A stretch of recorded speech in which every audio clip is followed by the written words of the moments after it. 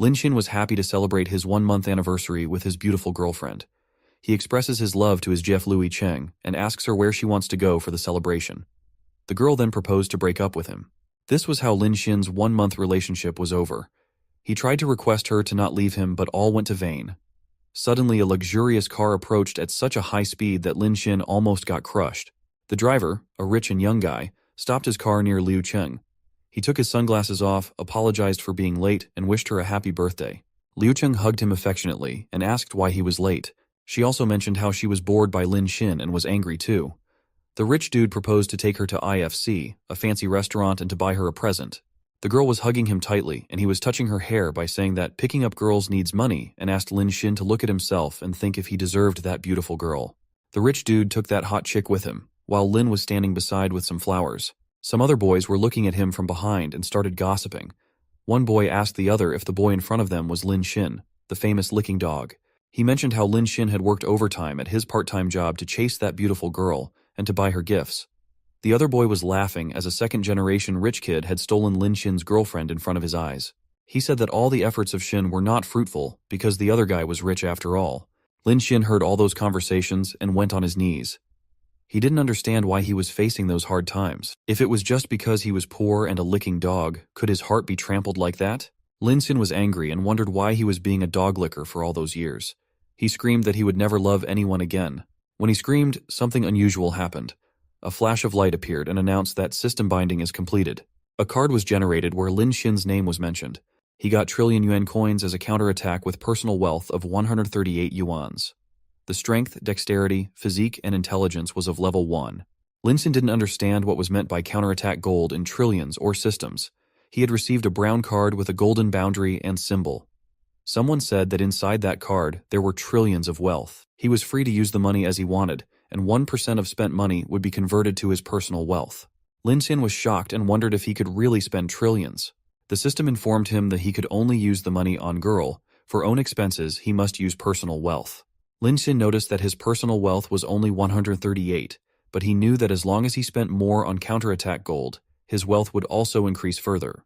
He stood and was ready to begin the use of counterattack. Lin Xin went to the Yida commercial district and was trying to test that card on someone. There were so many people who were lining up for milk tea. Suddenly he noticed an attractive woman, Luo Yaxi. She was a roommate of Liu Cheng. His system also popped a notification that it detected a high-level woman and started a counterattack mission. The system showed that she was 22 years old, height 167 centimeters, and weight was 45 kilos. The system showed that when the host's favorability would exceed 90%, the 10% of the counterattack gold amount will return as the host's personal wealth. It also stated that when the target's favorability would reach 100% towards the host, the status would be changed, and the affiliation between the host and the target would also be changed. Lin Xin approached her and asked if she had a moment for him. She was busy with her phone and the current favorability was 20%. She asked what brought Lin Xin there and questioned if he wanted her help to chase Liu Cheng again. She advised Lin Xin to forget Cheng as she had already found a second-generation rich boyfriend. Lin Xin declined and stated that he had not gone to chase Cheng, but wanted to offer Luo Yaxi a cup of milk tea. He actually was trying that card on Yaxi. She was shocked and said that they didn't know each other well. Lin Xin then pointed towards an expensive dairy milk tea, which costs 199 yuan per cup. He asked if she was sure that she didn't want to drink the tea, which was quite popular. In the menu also, it was mentioned that the store only sells 200 cups per day. Luo Yaxi smiled sarcastically and asked if Lin Xin could afford it, as that cup of tea was worth a 10 days meal for him. There was a queue to buy that tea, and one boy who was standing there screamed that Xin should line up to buy it as they were also doing that. Lin Xin asked everyone not to be in a hurry and wait a moment and went to the counter. He asked the store manager and got to know that 180 cups of coffee was available. He wished to buy all those 180 cups of milk tea and asked everyone to take it as a gift from Luo Yaxi. The crowd was shocked and Luo Yaxi calculated that it would cost around 10,000. She asked if Lin Xin was sure and not joking. Xin asked the counter lady to swipe his card and the transaction of 39,800 successfully got completed. He asked her to hurry up and pack those for everyone. The people in the queue were shocked and started praising and cheering for Lin Xin. Money changed people's perspective in a second. What a world.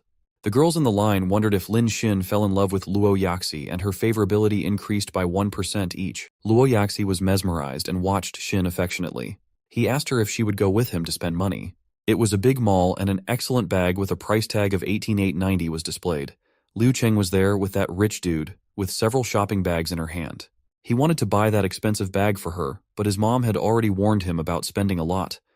He had spent enough that day and wanted to have dinner first, before talking about that. Liu Cheng was still holding that bag, but her new boyfriend said that in order to get past her mother-in-law, she would have to behave better.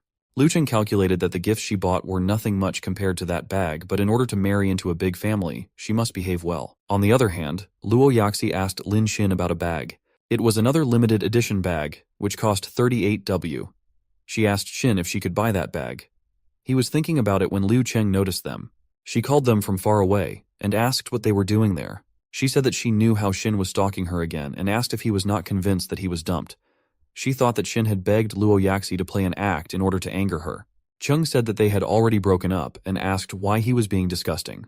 Lin Xin calmly asked who was stalking her and stated that he was there to buy bags with Luo Yaxi. Chung was not convinced, and asked if he didn't have any better excuse. After all, he was poor in the morning. The system showed information about Liu Chung. Lin Xin told Chung that since they had broken up, he could go wherever he wanted, and asked her not to butt in on his personal life. He warned her not to put a finger on him, and asked if she thought that he was still the same. Liu Cheng was still not convinced that he had become a rich second generation in just mere hours, and her favorability towards him showed 25%. Her rich boyfriend then intervened and asked Xin not to brag much, but to purchase the bags if he had the ability. Lin Xin asked for a moment to think, but Liu Cheng kept screaming that Xin couldn't afford it. But our hero had other plans and said that buying one bag would not be enough. He asked the store lady, who was there to assist him, to pack all the bags and told that he would buy them all. The lady as well as Luo Yaxi, both were shocked. More than them, the one who couldn't keep calm was Liu Cheng. She couldn't believe what was happening and almost screamed. When Lin Xin asked to pack all the bags, everyone was shocked. The store manager ladies were bowing their heads in respect while their boss lady calculated the price. She told Xin that it would cost 11.32 million and handed over the calculator. Liu Cheng's rich boyfriend was still in shock and said that he would eat trash right then if Xin bought them all. Chung also asked Xin if he was out of his mind. Lin Xin didn't say a single word and just swiped his card successfully. The shop ladies thanked him for shopping that much and was so happy. Luo Yaxi was also amazed, and she didn't know that Xin had so much talent. She jumped towards him and wrapped around his neck and said that he was so kind. Xin told her that he was not like some other guy who only shows affection on the surface but doesn't spend money. It was clearly a verbal attack on Liu Cheng and her rich-looking boyfriend. The system showed that the favorability of Luo Yaxi was increasing by 20%, 3 times. The favorability of Liu Cheng also increased by 10%, 3 times in a row. The second-generation rich dude could not believe how Lin Xin got that kind of money and was looking at him with mouth open. Chung called him Wang Xiao and wanted to ask something. Xiao cut her words in the middle and said that only the newly rich show off everywhere and considered it as a shameless thing. Cheng was almost hugging him while he said that real rich people like him keep it low profile. 2 women were passing by the store and the chubby one noticed someone at the store. She came towards Wang Xiao and was looking furious. She was anguished and called him by name. When Xiao looked back and noticed her, he started panicking in terror. He was trembling and asked why she was there. The heavyweight women slapped him tightly and called him a bastard. She asked what he was doing there. She said that she had bought him clothes, shoes, a watch, and even lended a car, but he was wandering around with another woman behind her back. She asked if he was not even good as a dog. The slap was so hard that the fake rich fell on the floor badly. He was kneeling in front of that lady and started asking for forgiveness. He pointed towards Liu Cheng and said that it was her who had seduced him at first. The woman was still looking at him with anger, and Chung was speechless to notice all that. Wang Xiao was apologizing, holding her legs and telling her that he only had her in his heart. Chung was shocked and couldn't believe what Wang Xiao was saying. The other people in the store were enjoying the drama and discussing. Someone said that even though that guy, Xiao, had dressed like a dog, they had not expected him to be a real dog. Everyone was laughing at him and his fortune. The chubby lady told Xiao that she would only forgive him if he agreed to slap Chung in the face and warned to break up with him if he didn't do that. Xiao was still on her feet and looked back at Liu Cheng, and Chung was furious. Wang Xiao stood up, came towards her and slapped her so hard that she fell off the ground. She was hurt, but Xiao didn't care. He went towards her, grabbed the chain she was wearing, and called her a gold digger who seduced other people's boyfriend. He also told her that the necklace she was wearing was his. Lin Xin was watching that scene from afar, and Luo Yaxi was there too, resting her hand on his chest. Liu Cheng came towards him and pushed Yaxi back. She hugged Xin and wanted to say something, but Lin Xin pushed her back even harder. She again fell on the floor, but he faced the other way. After all the humiliation, Liu Qing ran out from the store, sobbing. When she left, the system showed that her favorability increased by 1%. Lin Xin wondered why it happened even though he was harsh on her. The heavyweight lady was still punishing Wang Xiao and he was begging on his knee. Luo Yaxi moved towards Lin Xin and touched him from behind.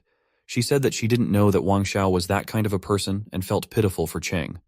She also feared if Lin Xin would become soft after that incident towards Cheng. To her relief, Lin Xin calmly stated that a gold digger like Cheng didn't deserve any empathy and asked Yaxi to forget about it and urged her to get back to what they were doing previously. Yaxi thought that it looked like he really didn't care about Cheng anymore. She said that Lin Xin was so kind to her and stated that she did not know how to repay his kindness. She was leaning toward him with eyes that showed affection. Her favorability was also increasing. About the repayments, Lin Xin asked about paying with her body but instantly felt that it was hateful and nonsense. Liu Cheng'er held his hand and said that it was not too late to go back and wanted to spend some money for him. Lin Xin was confused if she wanted to pay him, but she almost pushed him to a store. She showed him some beautiful shirts and expressed her willingness to try some clothes on him. She pushed him towards the changing room and the store lady was watching them in confusion. After a few trials, Xin was wearing a blue check shirt and Yaxi complimented that it looked good on him. While doing the payment, she gave her card to swipe and the amount of 10,175 yuan was successfully transacted. Lin Xin then came out from the trial room with his new clothes. He was looking very handsome in jeans, a high-neck t-shirt, and a long overcoat. The ladies in the store looked at him with fondness. Luo Yaxi was so happy to see Xin like that, and her eyes showed happiness and passion. She never thought that Xin was that handsome and considered him to be a hidden gem. Her favorability further increased by 10% and reached 72%. Since Cheng didn't want him, Yaxi wanted to make Xin her. Lin Xin then went to see himself in the mirror. It was for the first time when he found himself so handsome. Money can make you handsome, and it was proven. Lin Xin knew that all that happened because of the system, and he didn't expect Luo Yaxi to spend 9,000 to 10,000 on him. Liu Cheng was wearing a bathrobe and drying her hair. Luo Yaxi noticed her and asked if her face was all right. She was shocked and put her hands on mouth as she noticed the hand stamp on her cheek. It was actually karma for being greedy. Cheng said that she was fine, and thanked Lin Xin for exposing Wang Xiao's truth as she would have been kept in the dark otherwise. Luo Yaxi agreed and said that Cheng would not meet someone like Wang Xiao in future. Yaxi then showed Cheng the expensive bag Xin had bought and Cheng asked her to take it. The girls were happy and hugged each other. Yaxi said that she thought Cheng would mind it, but Cheng reassured that they were good sisters. Deep down, the two were not happy, but actually faking the bond and cursing each other. Cheng had a 1-month relationship with Lin Xin and couldn't tolerate an outsider like Yaxi to interfere. Yaxi considered her a characterless woman and thought that Xin had been with her since then. After the shopping, Lin Xin also returned to the boys' dormitory. He had been shopping with Lu Yaxi all day and was too exhausted. He wondered if he would do that every time when he spent kicking dog gold and decided to find another way. When he was about to go upstairs, he noticed 3 boys coming down. Xin greeted them, but they focused only on Xin's clothes. One guy, Wang Jin, screamed that the outfit probably had cost Xin a lot of money. The other 2 thought that Xin had bought fake brands to show off as a second-generation rich boy. They had seen many poor boys like Xin doing that to attack attention. Wang Jin wrapped his hands over Xin's shoulder and stated how he has heard some rumors about Lin Xin. He talked about the incident where Lin Xin chased and spent so much money on Liu Cheng, but she dumped him. Wang Jin again said that he should spend money on online anchors as they don't break their hearts. The students were watching some shows, and the Goddess of Tea was live. The 2 guys were discussing how it was not affordable for ordinary people to swipe thousands of gifts to her. Lin Xin realized that he could also spend money on live streaming platforms and smiled. Lin Xin put his hand on Wang Jin's shoulder and said thank you. When Xin leaves, the guys talked about how they had pissed him, but he thanked him instead. They thought that something was really wrong with Xin's brain. One of them said that it was boring and suggested that they better watch the streamer Cha Cha. He also informed Jin that the young Master Shu went on the air and it excited him. Lin Xin arrived at his room, which was a mess with clothes and leftover food lying around. He laid on the bed and looked at the phone and installed the leopard tooth application. After the installation was completed, Lin Xin was signed up with a nickname called Poor as Money. It was his first time and he decided to see where the list of streamers was. There was only a list in which no one was online. Xin remembered that the guys had mentioned a name, Cha Cha, and searched for her. A girl in purple lingerie with an attractive body showed up, winking at the audience. Some audience members who were watching the live show were commenting on flirty and notorious things. Lin Xin's mouth was opened as he watched her and decided to spend money. Xin then wondered if the system could accept a counterattack mission from the live streaming. The system notified Lin Xin that the appearance of the streamer must exceed 80 points, otherwise the counterattack mission could not be started. It also told him how the streamers had filters on their faces, and that it is impossible to determine their appearance before meeting offline. Lin Xin admired the knowledge the system had. He then calculated that Cha-Cha looked over 90 and she should not be bad without filters too. He suddenly realized that he didn't care about her and anyhow wanted to spend money. Lin Xin was sitting on a couch, relaxing and smoking a cigarette. A notification popped out that someone with username Zhu Xiao had gifted her X5 golden leopards. Cha-Cha was amazed and thanked young Master Shu for the gift. Someone who was watching the livestream commented that it was expected from Shu, as he had sent a gift worth 10,000 yuan. Other people were writing about the beauty of Cha-Cha and their love towards her. Shu Xiao was on level 24 and he wrote about the competition coming up soon between Cao Cao and Shuang Shuang. He asked if everyone was ready and someone named Jin Wang with level 15 replied quickly. Lin Xin thought that it must be his senior Wang Jin. Lin Xin then wondered how to send a gift. Zhu Xiao writes that their opponents may have come up with some tactics and wanted to tell everyone something. Wang Jin texted the rest of the users to keep quiet while young Master Shu was talking. Lin Xin smiled and considered Wang Jin to be an obedient dog of Shu. Shu Xiao again wrote that he didn't care about the strategy and strength of the other opponent. He asked everyone to charge him as soon as the game starts with all the strength they have. Lin Xin with his username Whiteboard, too poor to have money, wrote a text asking Cao Cao about how much money he would need for the first list and should he first buy gifts or brands. Since Shu Xiao was not finished talking, it angered Jin Wang. He used curse words and asked who was replying while Shu Xiao was talking, despite being asked to keep quiet. Shu Xiao's ego was hurt and he demanded Cao Cao to kick out that user account. Cao Cao was sitting in front of her phone, with a ring light. She was looking at the screen of her phone and thinking about the PK which was about to start, where she could only rely on Shu Xiao. For her, Whiteboard was just a newcomer, that had obviously just signed up and didn't send her any gift. She was feeling nervous as her competition with Shuang Chuan was about to start and Shu Xiao's tone was serious. She decided to kick out Lin Xin and he received a notification on his phone. He realized that Cao Cao kicked him and decided to watch the live streaming of Shuang. The game had begun. Cao Cao told Shuang that she didn't have a chance to win and suggested that she should give up early. She promised to come up with an easier punishment for Shuang in that case.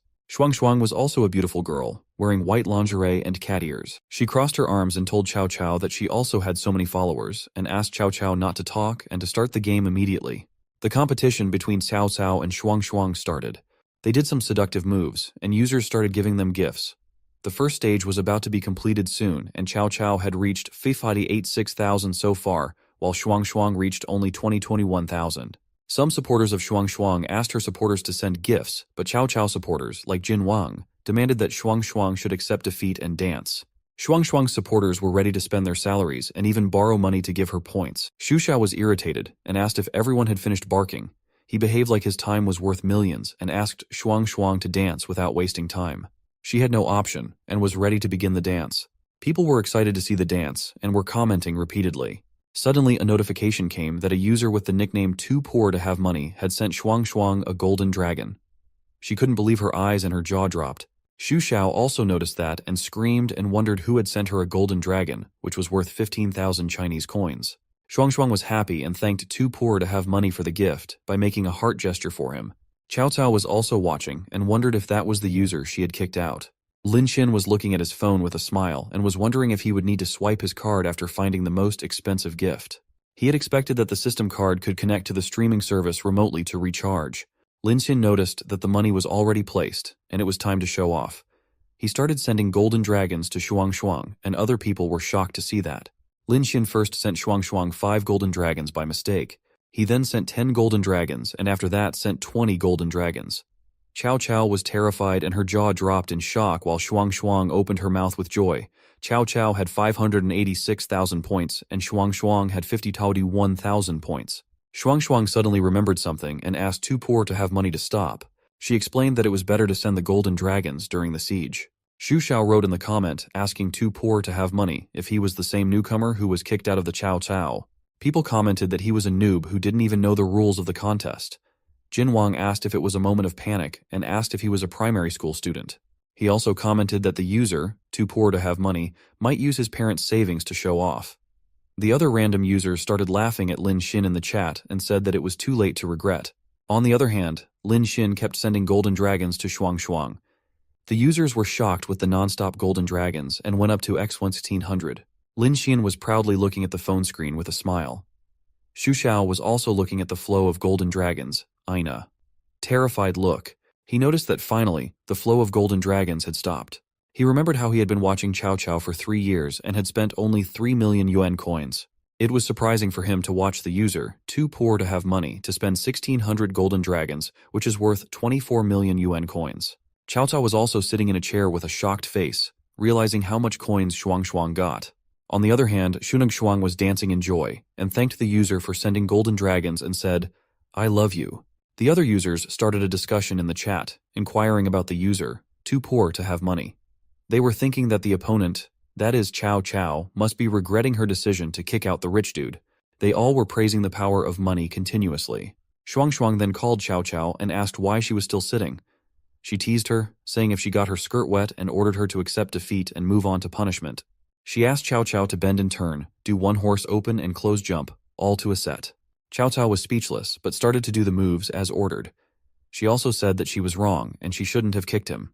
The users were asking her to jump nicely and praising Mr. Too Poor, that is Lin Xian. While carrying out the punishment, Cao Cao thought about the incident and was angry at Xu Xiao. She thought of the 1600 golden dragons which could be of her if Xu Xiao was not there. She was laying on a table as she was tired after those moves, but the users kept ordering to do more. Lin Xian reached level 27 of a king after the money spent. He offered Cao Cao 3 options. First was to kick Xu Xiao out of the room, second was that Xu Xiao would get out by himself, and third one was Xu Xiao to attack the city by himself, and he announced that there were just 20 seconds left. The other users were amused with Lin Sina and said that only 4 people had king class. They were praising how the user, too poor to have money, deserved to be a king. At that moment of time, Cao Cao had 58,600, and Shuang Shuang had 24,222,1000. A notification popped out that young Master Xu Xiao had left the broadcast room. Everyone started discussing how money was awesome and how the new user had become famous in one battle. The competition was over and the winner was announced to be Shuang Shuang. Everyone congratulated her and she thanked the user, Lin Xin, for helping her win. After that incident, Lin Xin's phone was flooded with a lot of notifications. He got likes, comments, fans, and messages. Jinwang messaged him to apologize for mocking him blindly and asked if they could become friends or even brothers. Shuang Shunag also thanked him and said that she had no idea about how to thank him. She asked if she could add him to VX and sent her number. Cao Cao also messaged how she wanted to kick Xu Xiao, but unexpectedly, he left on his own. She also asked if he could forgive her. Cao Cao also told Lin Xin that his profile said that he was from Yanjiang. She considered it as a coincidence and informed that she was just going there for a photo shoot 2 days later. She offered Lin Xin to meet and asked if she could treat him to dinner to make an amendment. Even though she lost the PK, Cao Cao thought that she was better than Shuang Shuang in terms of appearance. She calculated that the rich man might spend money on her if she meets him offline. Lin Xin also looked at the phone with a smile and was worried that there were few tasks and considered that the compensation that he was given was not enough. He wondered if this was the way to turn off and sleep on the pillow, but he messaged Cao Cao with a mere shuri. Cao Cao happily kissed the screen of the phone, and she messaged that she would meet him that day and was looking forward to that day. She had also sent kissing emojis at the end of the message. It was a bright morning, and Lin Xin woke up and stretched his body. He remembered that he had not slept so comfortably in a long time. His phone notified that he had received a new message. The time was 7:35 in the morning, and he took his phone to see the message. Other boys of his room were already up and called him to eat breakfast together. It was a common room, and Lin Xin was in the upper deck of a bed. He told his mates to go without him and informed them that a girl would bring him breakfast. The 3 guys were shocked and looked back at him with dropping jaws. They started discussing Lin Xin in a group. One guy said that he had not expected Xin to talk nonsense in the early morning. The other guy shared how Liu Cheng broke up with Lin Xin the day before. He also said that he thought Lin Xin's mood was good after seeing him the night before. Someone asked how Xin could be okay after getting dumped. One guy suggested that they should take Lin Xin to have some drinks. Let him get drunk and get relieved. Lin Xin was silently enjoying that discussion for afar. In the entrance to the girls' dormitory, there were 4 boys with packages in their hands. One of them asked if they were also there to deliver breakfast. One of them agreed and answered that he brought breakfast especially for the beautiful Liu Cheng. Another guy said that he would give his packet to Luo Yaxi. The last one considered it as a coincidence. One of the guys asked if the others had also seen Liu Cheng's story the night before. Everyone had heard that Cheng was cheated by Wang Xiao. The guys considered it as a golden chance to win her. She had posted a picture with a status which reads that, "Tomorrow is new life. Bid farewell to the past. No longer have any nostalgia."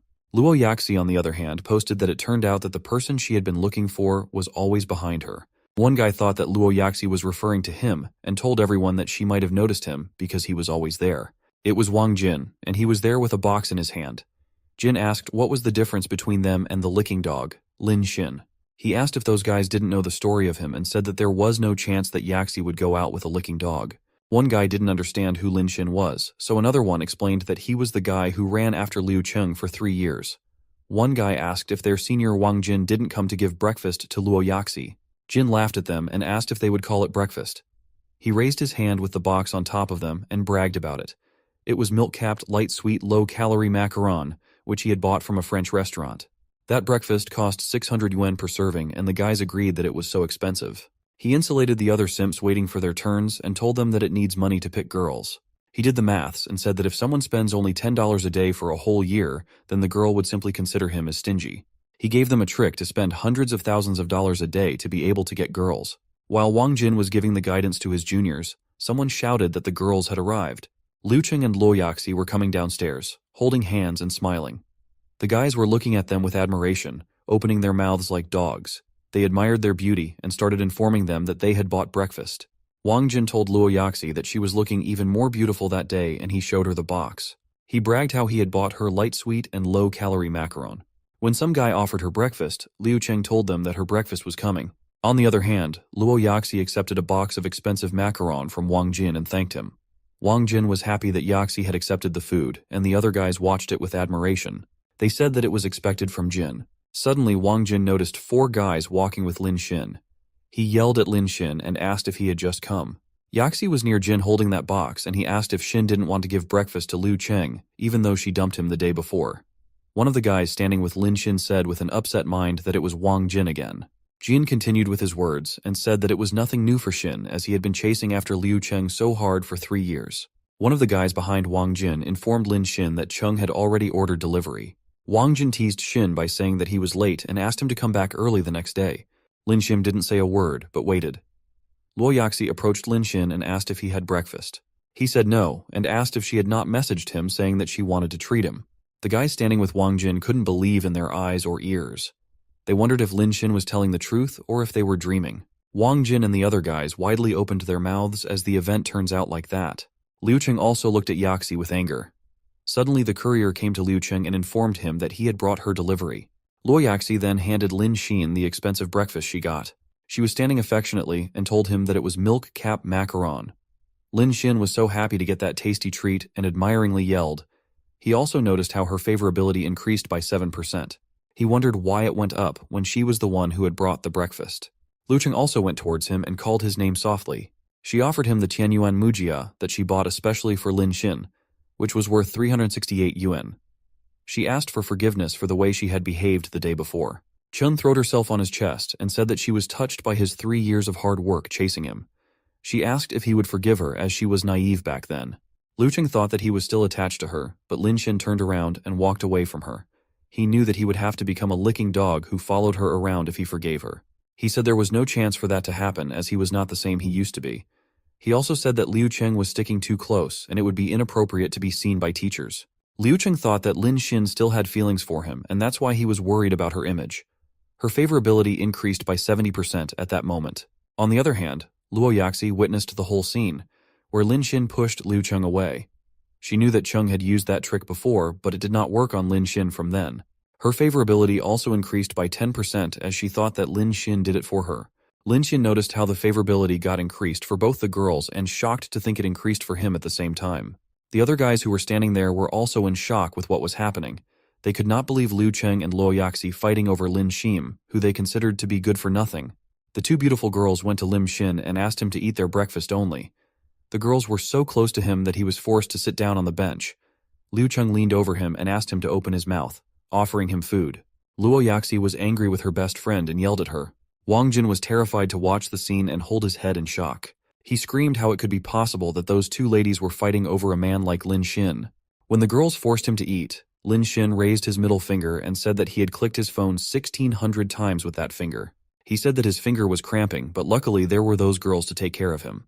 Liu Cheng crawled towards Lin Xin immediately and asked if she could see his hand. Luo Yaxi squatted in front of him and offered to feed him macaron. All the guys were looking at that in shock, and one was even filming it with his phone. Lin Xin was fed by the two beauties, and the boys could not believe it. They especially imagined Luo Yaxi, who was wearing a short skirt and sat in front of Lin Xin in squatting position. They imagined Lin Xin's point of view and started screaming. One guy described how Xin was eating ice cream with eyes and macarons with mouth, and he wanted to die of envy. The guys wondered how big the news would be.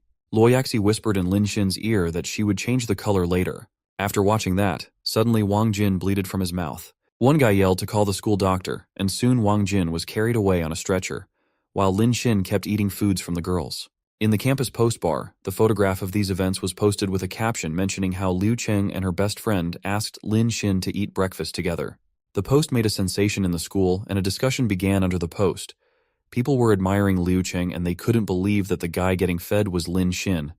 They wondered if Lin Xin was a second-generation rich. One guy commented that he was also in that scene and confirmed how Lin Xin told about pressing his phone 1,600 times, but others considered it to be a lame excuse.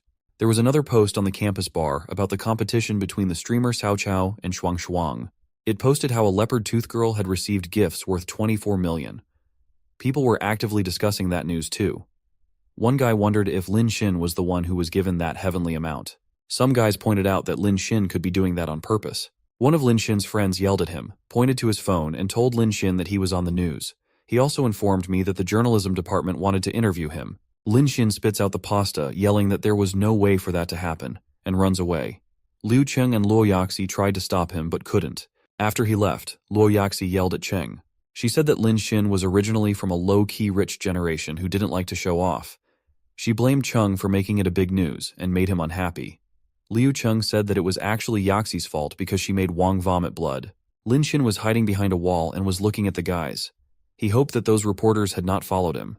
On the other hand, Cao Kai sent a photo of her licking ice cream. She informed him that she would reach Yanjiang's airport at 7:30 that night. She asked if Lin Xin would come to pick him up. He was happy to read that message with a thought about a tool to spend money, plus he was looking forward to meeting the girl, Cao Cao. In the airport terminal, passengers were walking and rolling their suitcases. Lin Xin was looking at his phone, thinking about Cao Cao. She had told him that she had already reached the airport, but he had not seen her. He wondered if she was someone very unrecognizable, without a filter. Suddenly, he heard a guy talking to the girl, referring to her as Cao Cao. He asked where she was going and offered to accompany her in his own Benta car. The girl rejected the offers, but that guy was forcing her to go with him. Lin Xin looked back and found that it was really the Cao Cao he was searching for. He stood between her and the guy and stretched out his hand to create a barrier. Lin Xin said that since the girl was not ready to go, he should leave her. The guy was not happy with that intervention and asked Lin Xin to mind his own business and said that he was her fan. Suddenly Cao Cao recognized Lin Xin and asked if he was Mr. Qian. She showed her phone and said that his clothes were the same as described in VX.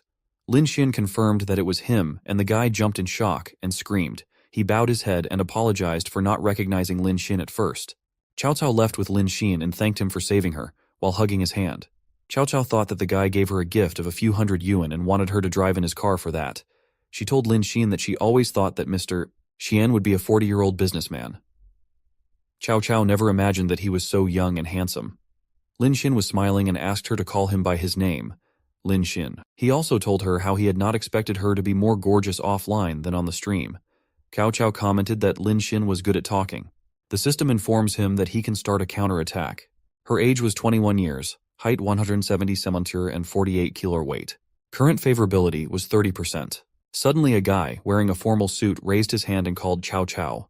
She approached the man while wrapping Lin Xin's arm and called that man Mr. Zhao. She asked why he had gone there and introduced that man to Lin Xin.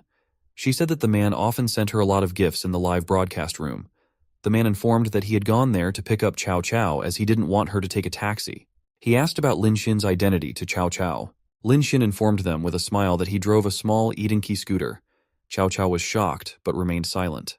The man then offered to give him a ride, and Lin Xin thanked him and asked about the arrangement for his Edenki. His motorcycle was tied on the top of the luxurious car. Cao Cao and Lin Xin sat in the back seat, and the man was behind the wheels, driving that car.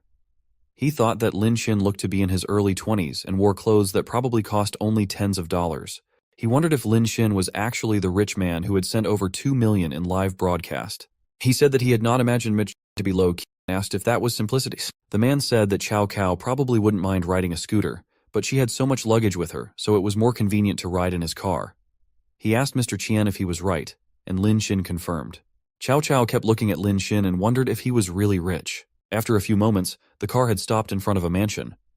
Cao Cao gracefully entered the room and waved her hands to greet the people. There were few rich-looking, mid-aged people sitting at the dinner table.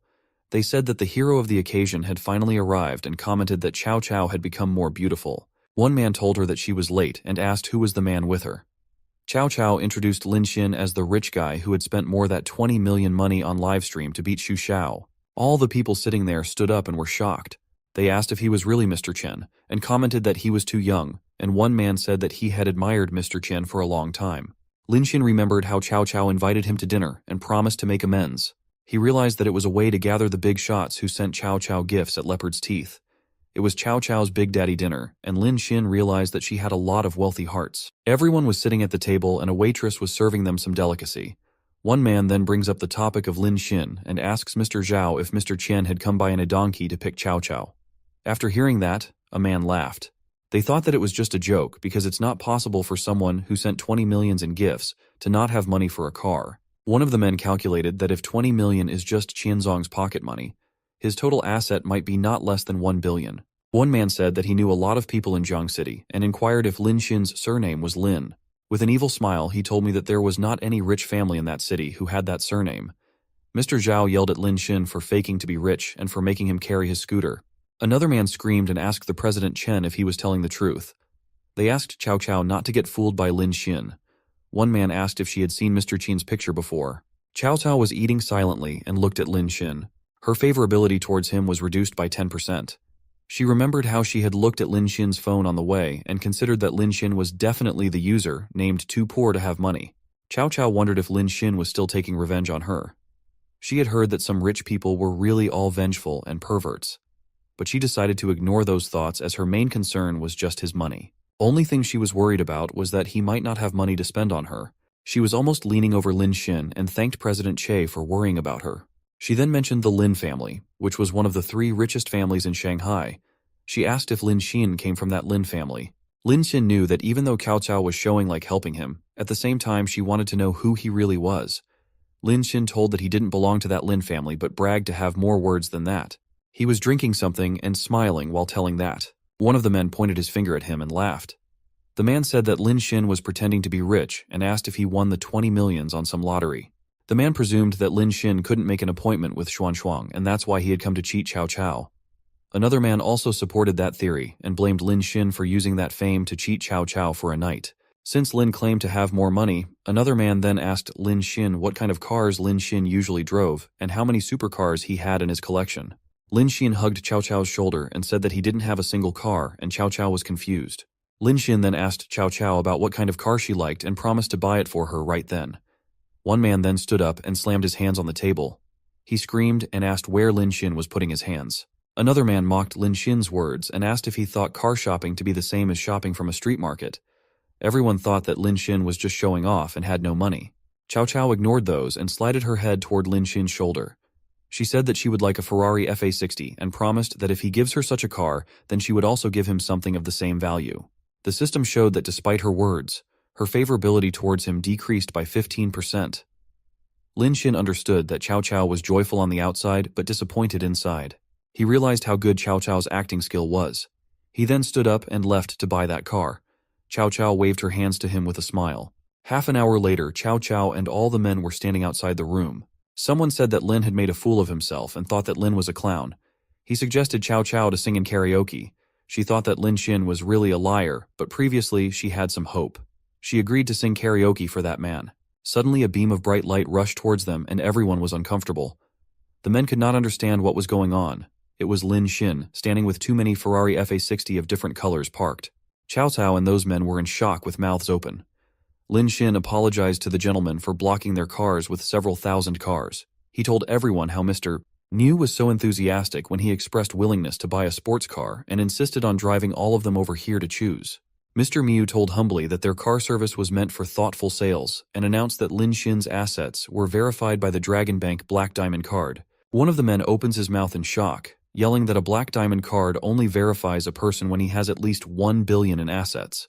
He asked if it was fake, and if those cars were rented to pretend. But another man told everyone that he knew Mr. Niu, and there was only one reason for Niu to be humble towards Lin Xin, which was that Lin Xin was really a rich man. After that, Lin Xin approached Cao Cao and told her that she was just in time. He informs her how a Ferrari FA60 was worth only 15 million and it was too cheap. Cao Cao couldn't believe that Lin Xin said 15 million cheap. Lin Xin explained that Mr. Niu said that those who like FA60 would also like Ferrari LF. He had decided to give Cao Cao a Ferrari LF, which costs around 32 millions. Lin Xin gave Mr. Niu the card, and Niu humbly took that. Cao Cao was shocked and couldn't believe that Lin Xin had actually bought her a car worth 32 millions. The men were also terrified to calculate that Lin Xin had spent more than 50 millions in less than 2 days. They assumed that it was just his pocket money and wondered how much financial resources he had. They were afraid as they had made fun of Lin Xin a few moments back. A man asked President Che not to pretend to be aggressive and mess with the rhythm with little experience. They said that they were killed by the president's idiotic deed. Mr. Niu had handed over the key of that expensive car to Lin Xin. Since it was a gift for his girlfriend, Mr. Niu inquired if Lin Xin would be interested in buying a car for himself. He rejected it as it was the most expensive car in their dealership, and he expressed willingness to buy a more expensive one for himself. Mr. Niu said sorry for disappointing him and left.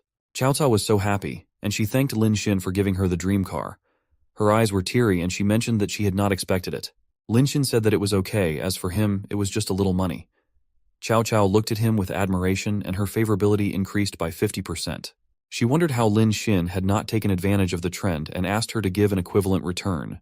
The other men came to Lin Xin and started apologizing for their misbehave and stated it as a misunderstanding. The President Che called himself blind and asked for forgiveness. All those rich and old men were bowing before Lin Xin. The president also informed him that he had heard about Lin Xin's wish to buy some expensive car. He mentioned his largest car sales company in Yangjiang City. He humbly requested Lin Xin to take a look and offered the biggest discount to show sincere apology. Cao Cao, on the other hand, hugged Lin Xin's arm and requested him to accompany her for the test drive. Lin Xin questioned why she doesn't go by herself. Cao Cao said that she had figured out a way to repay him. She whispered that since his gift was too big, she would not be able to give it at once and asked if she could do it with installments. She also mentioned that for that first payment, they should be alone somewhere. Lin Xin started blushing after hearing that. He had expected for a famous anchor like Cao Cao to work hard and his curiosity was aroused. He left that place in a rush with Cao Cao, leaving those men behind. Cao Cao gave a pen to Lin Xin and asked if he could write his name on her lap.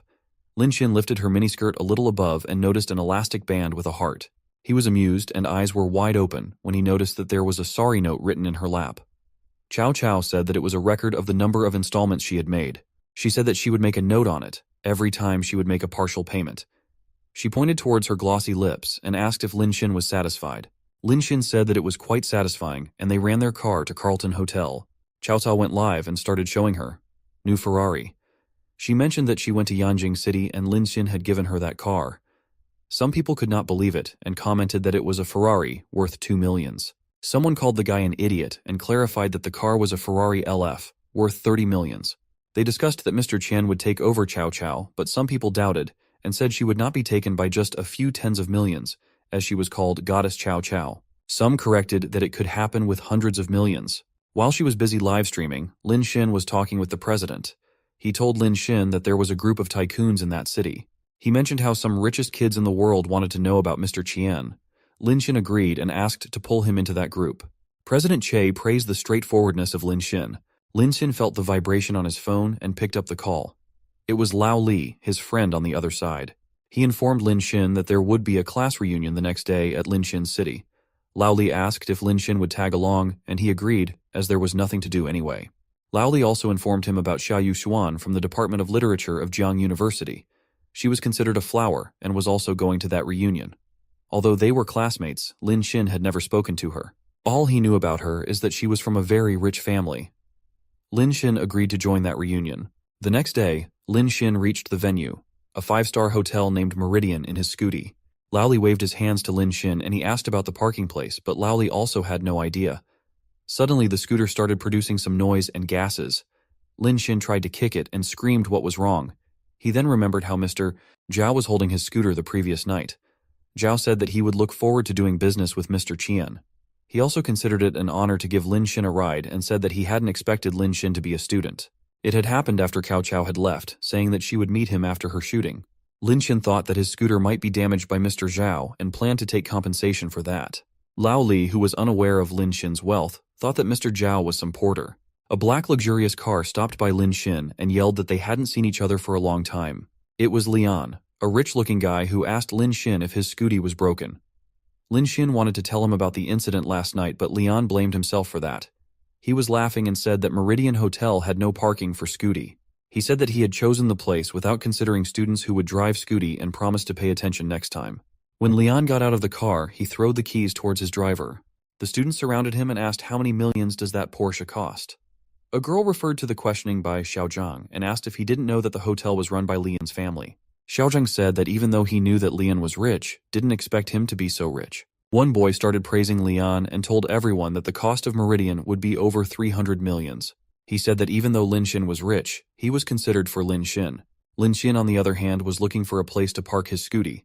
In the meantime, Luo Yaxi called him and asked if he would want to have a meal together that Saturday. Lin Xin informed her that he was at a high school reunion and suggested meeting her the next day. He actually had only 2,000 money on him. Luo Yaxi said that the next day would be good as she would be out of commission in a couple of days. Lin Xin wondered if some relatives would visit her but just asked her to take care of her body and drink lots of hot water. Luo Yaxi was amazed by his care and her favorability increased 2% and reached 91%.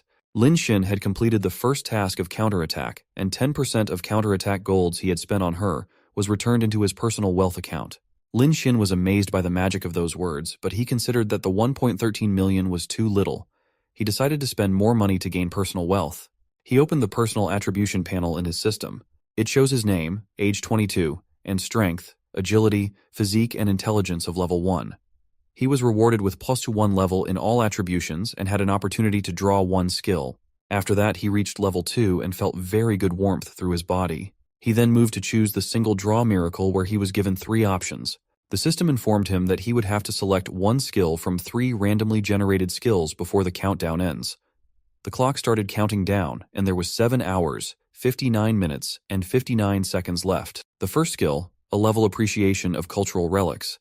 Second skill was C level 5 whips of lightning, and the last one was D level singing and dancing rap. Lin Xin was devastated to see those skills as they had no use in everyday life. He suddenly remembered about his reunion party and decided to go there first.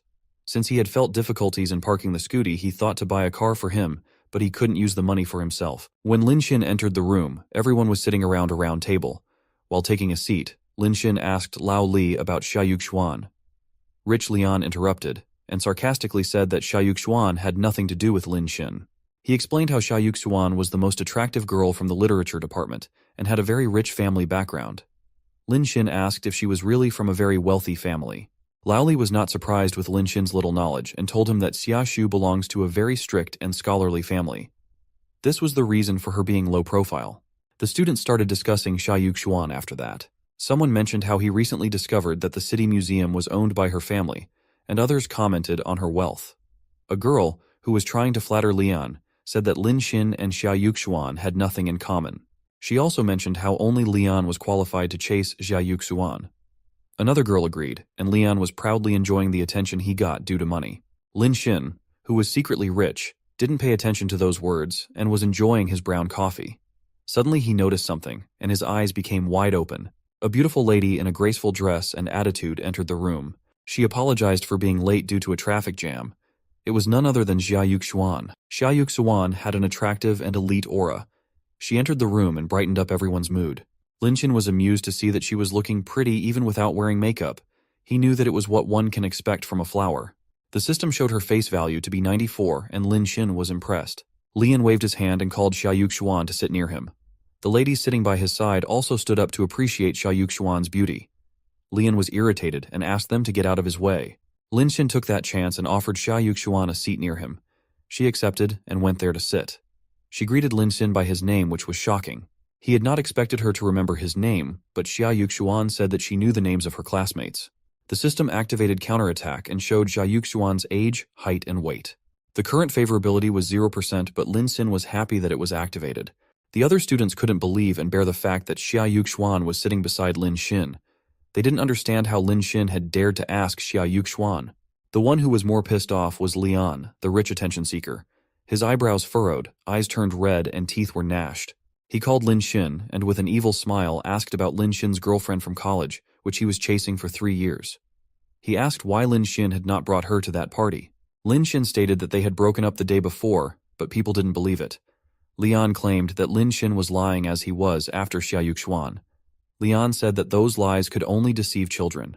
One girl also started blaming Lin Xin and said how she used to think Lin Xin to be an honest man. She called him a scumbag, but Lin Xin clarified that he was telling the truth. Though Xia Yuxuan said nothing, her expression showed disappointment, and the favorability also decreased by 1%. Lin Xin turned blue after noticing that but Lian was cruelly happy. Lian then brought up the fact that Xia Yuxuan had a keen interest in art and cultural relics. He boasted that he had bought a Maria by Fitch from a collector in Shanghai. Xian Yuxuan looked back at the picture hanging on the wall and Lian asked if she liked it. The lady stood up and went near it to take a look. In the meantime, Lian went to Lin Xin and put a hand on his shoulder like a spoiled brat. He warned that he would make sure that Lin Xin could not find a job in their city if Lin Xin tried to impress Xia Yuxuan again. Lian then moved towards Yuxuan and started telling how much he loved that painting. He also stated that there would be an auction in the city for another of Fitch's paintings, named Blessing of the Angels. Yuxuan said that she had not realized that Lian had interest in Renaissance artists and asked if she could get a closer look. Lian agreed and said he would show her. Lian was happy that his tactics worked out well. He had researched Yuxuan's interests and hobbies even though he found them boring. Suddenly, Lin Xin stood up and asked if he could also watch it together as he also had interest in Big Fitch's paintings. Lin Xin had selected the skill of relic appreciation before moving towards it. Lian agreed and thought that Lin Xin would make a fool of himself. He handed that painting to Lin Xin and Yuxuan kept thinking about it. Lian asked Lin Xin to weigh it and let them know his opinion about that. Since the skill of cultural relics appreciation was activated, Lin Xin understood his assignment and called that painting fake. He explained that in the late works of Big Fitch, a technique called thin paint cover was used. The glaze used to be made with small pigments and a large amount of castor oil. He also mentioned that each brush stroke had a translucent effect. But in the painting Lian had bought, the colors were not transparent due to high pigments. Lin Xin also described how Big Fitch used to fade corners of the eyes and mouths of his characters to achieve a delicate softness without boundaries. Xia Yuxuan was amused to hear those facts from Lin Xin, and he said that the taper was a little hard to use. Lin Xin finally told Lian that the painting he had bought was a fake picture. Lian was shocked and irritated with Lin Xin's words. He called Lin Xin a layman, didn't believe in his words, and claimed that Lin Xin had learned half-baked water appreciation technique from the internet. One girl who was simping Lian also asked Lin Xin not to pretend to be a professional. Lao Li also asked Lin Xin not to talk about it anymore. To their surprise, Xia Yuxuan stood up for Lin Xin, said that he was right and stated that she also had studied appreciation of Big Fetch. She claimed that the painting was just a high-quality imitation. Everyone was shocked and couldn't believe it. They almost jumped in terror with mouths wide open. Xian Yuxuan looked at Lin Xin with admiration and asked how he acquired such professional knowledge. Lin Xin told her how, as a child, he was upset about foreigners robbing their culture. He also shared about his goal to buy and return all the artifacts to the country. Even though we know that he had acquired that skill, just a minute ago, Lian burst out laughing when he heard about Lin Xin's dream and asked if he could really do that. Lian told him that there was nothing one could not buy with a certain amount of money. Lian and his minions started laughing at Lin Xin and asked if he was a schoolboy. Despite their insults, Xia Yuxuan said that she also had that unrealistic dream as a child. The system showed that her favorability towards Xin increased by 5%. The students didn't stop laughing and acting weird, though. With a calm voice, Lin Xin said that dreams were too far-fetched a term, but they were just goals that he would accomplish. Everyone was shocked to hear that confident statement. Lian noticed that Yuxian had sat back down next to Lin Xin again. It made him even more angry and desperate. He went behind Lin Xin and stood by with a weird look. He couldn't believe how Lin Xin had dared to pretend to be aggressive in front of him and tried to steal Xia Yuxuan from him. He promised to make Lin Xin realize the difference between him and Lin Xin. On the other hand, Lin Xin was sitting just quietly and peacefully. There were some delicious dishes served at the table. Tuscan salad, Brussels chocolate souffle, slow-cooked Canadian veal shank with seasonal stories, Andean venison salad with spices were included. The students were surprised to see those dishes, and Lao Li told everyone that he had never eaten such dishes before. Xiaozhang asked why everyone was served different dishes. Lian asked if he didn't know such simple things. He explained that those dishes were not included in the menu but were specially decided by the chef. He mentioned that the chef used to work in a Michelin 3-star restaurant and had that personality. He said that it all depends on the mood of the chef when cooking. Lian also commented that Lin Xin's luck was not good as he was served with some boring bun and salad. They didn't understand what was going on, and someone thought it to be some item from molecular cuisine. He mentioned that chefs on the internet made those kinds of strawberries and all. When Lin Shim took a bite of that bun, he realized that it was normal steamed buns and squash. It was not surprising, as he had already assumed that Lian would try to bully him. Lian kept asking how those steamed buns tasted. He offered to order someone to withdraw the dish and ask the chef to make another one, if Lin Xin didn't like the taste. He then mentioned how the chef cooked delicately and no dish could be cooked in 1 to 2 hours. The purple-haired simp girl commented that it would be worth waiting for that long for a delicacy made by that chef. Lian said that if they didn't wait, it would not be good to sing karaoke with an empty stomach. The girl was excited and asked if he had planned to sing later. While Lian was busy with that conversation, he suddenly noticed that Lin Xin and Xia Yuxuan were busy talking. It made him jealous and shocked at the same time. Lin Xin was telling Yuxuan that the patterns on both sides of the nose of the gold mask were beautiful and had the function of eliminating the wrinkles of the mask. He appreciated the wisdom of the ancient times. Xin Yuxuan was impressed with his ability, and her favorability increased by 2%. She said that the professional knowledge Lin Xin had was the same as her teacher. She promised to invite him next time to appreciate it, together with her master. Lian felt like a joker to watch that ongoing chemistry. Lin Xin noticed his phone notification, which said that he was invited by Mr. Che to join Yanjiang Prince-Daughter group. He remembered how Mr. Cho told him about that rich second-generation group the previous night. He joined and started reading those messages on that group. The users were very pleased to see that Mr. Che had brought Mr. Qian in that group. Someone doubted him, but the others mentioned how Mr. Qian had gifted Cao Cao a 30 million worth car the previous night. Lin Xin was reading those texts and wondered if it would be better for a newcomer to send greeting gifts. Since counterattack gold could not be used on men, he found a girl who looked okay. In the group, a notification came that the user, too poor to have money left to transfer 18.88 million to a user named Smiling Yanbao. Lin Xin then texted that in that application he couldn't send big red envelopes. He said that he had sent money casually to one person, and it was to invite everyone to drink tea. Smiling Yanbo thanked Mr. Qian, and everyone was shocked. A user named Shichiro Inoue said that the money Mr. Qian had given them to drink tea was worth half his pocket money. The user who earlier had suspected Mr. Qian also apologized for his behavior. While everyone was busy thanking Mr. Qian, a profile named High Profile Prince called him arrogant. He then asked if Mr. Qian wanted to go to Meladon. Mr. Qian said that he was already there, and some other users were also ready to go there. The high-profile prince was actually Lian. He had messaged Mr. Qian and introduced himself as the young master of Meridian, Feng Billion. He said that he would cover all the money spent on that day in Melaton. Lin Xin messaged asking what Lian's point was, and deep down he considered it as a coincidence. Lian said that money was always welcomed and expressed his willingness to be hospitable. Lian was happy that he had made connections with more rich people and was ready to finish Lin Xin. He had no idea who he was referring to in real life. He had planned to complain about Lin Xin to those rich men. Lian started dreaming about how people would inquire about his bad mood. He was ready to blame Lin Xin for it and imagined the scene. He thought that everyone would beat Lin Xin and would agree to never hire him in their companies. He was planning to make friends with Mr. Qian, embarrasses Lin Xin, and shows off his connection in front of Yuxuan. Lian came back to reality and asked if everyone was done eating.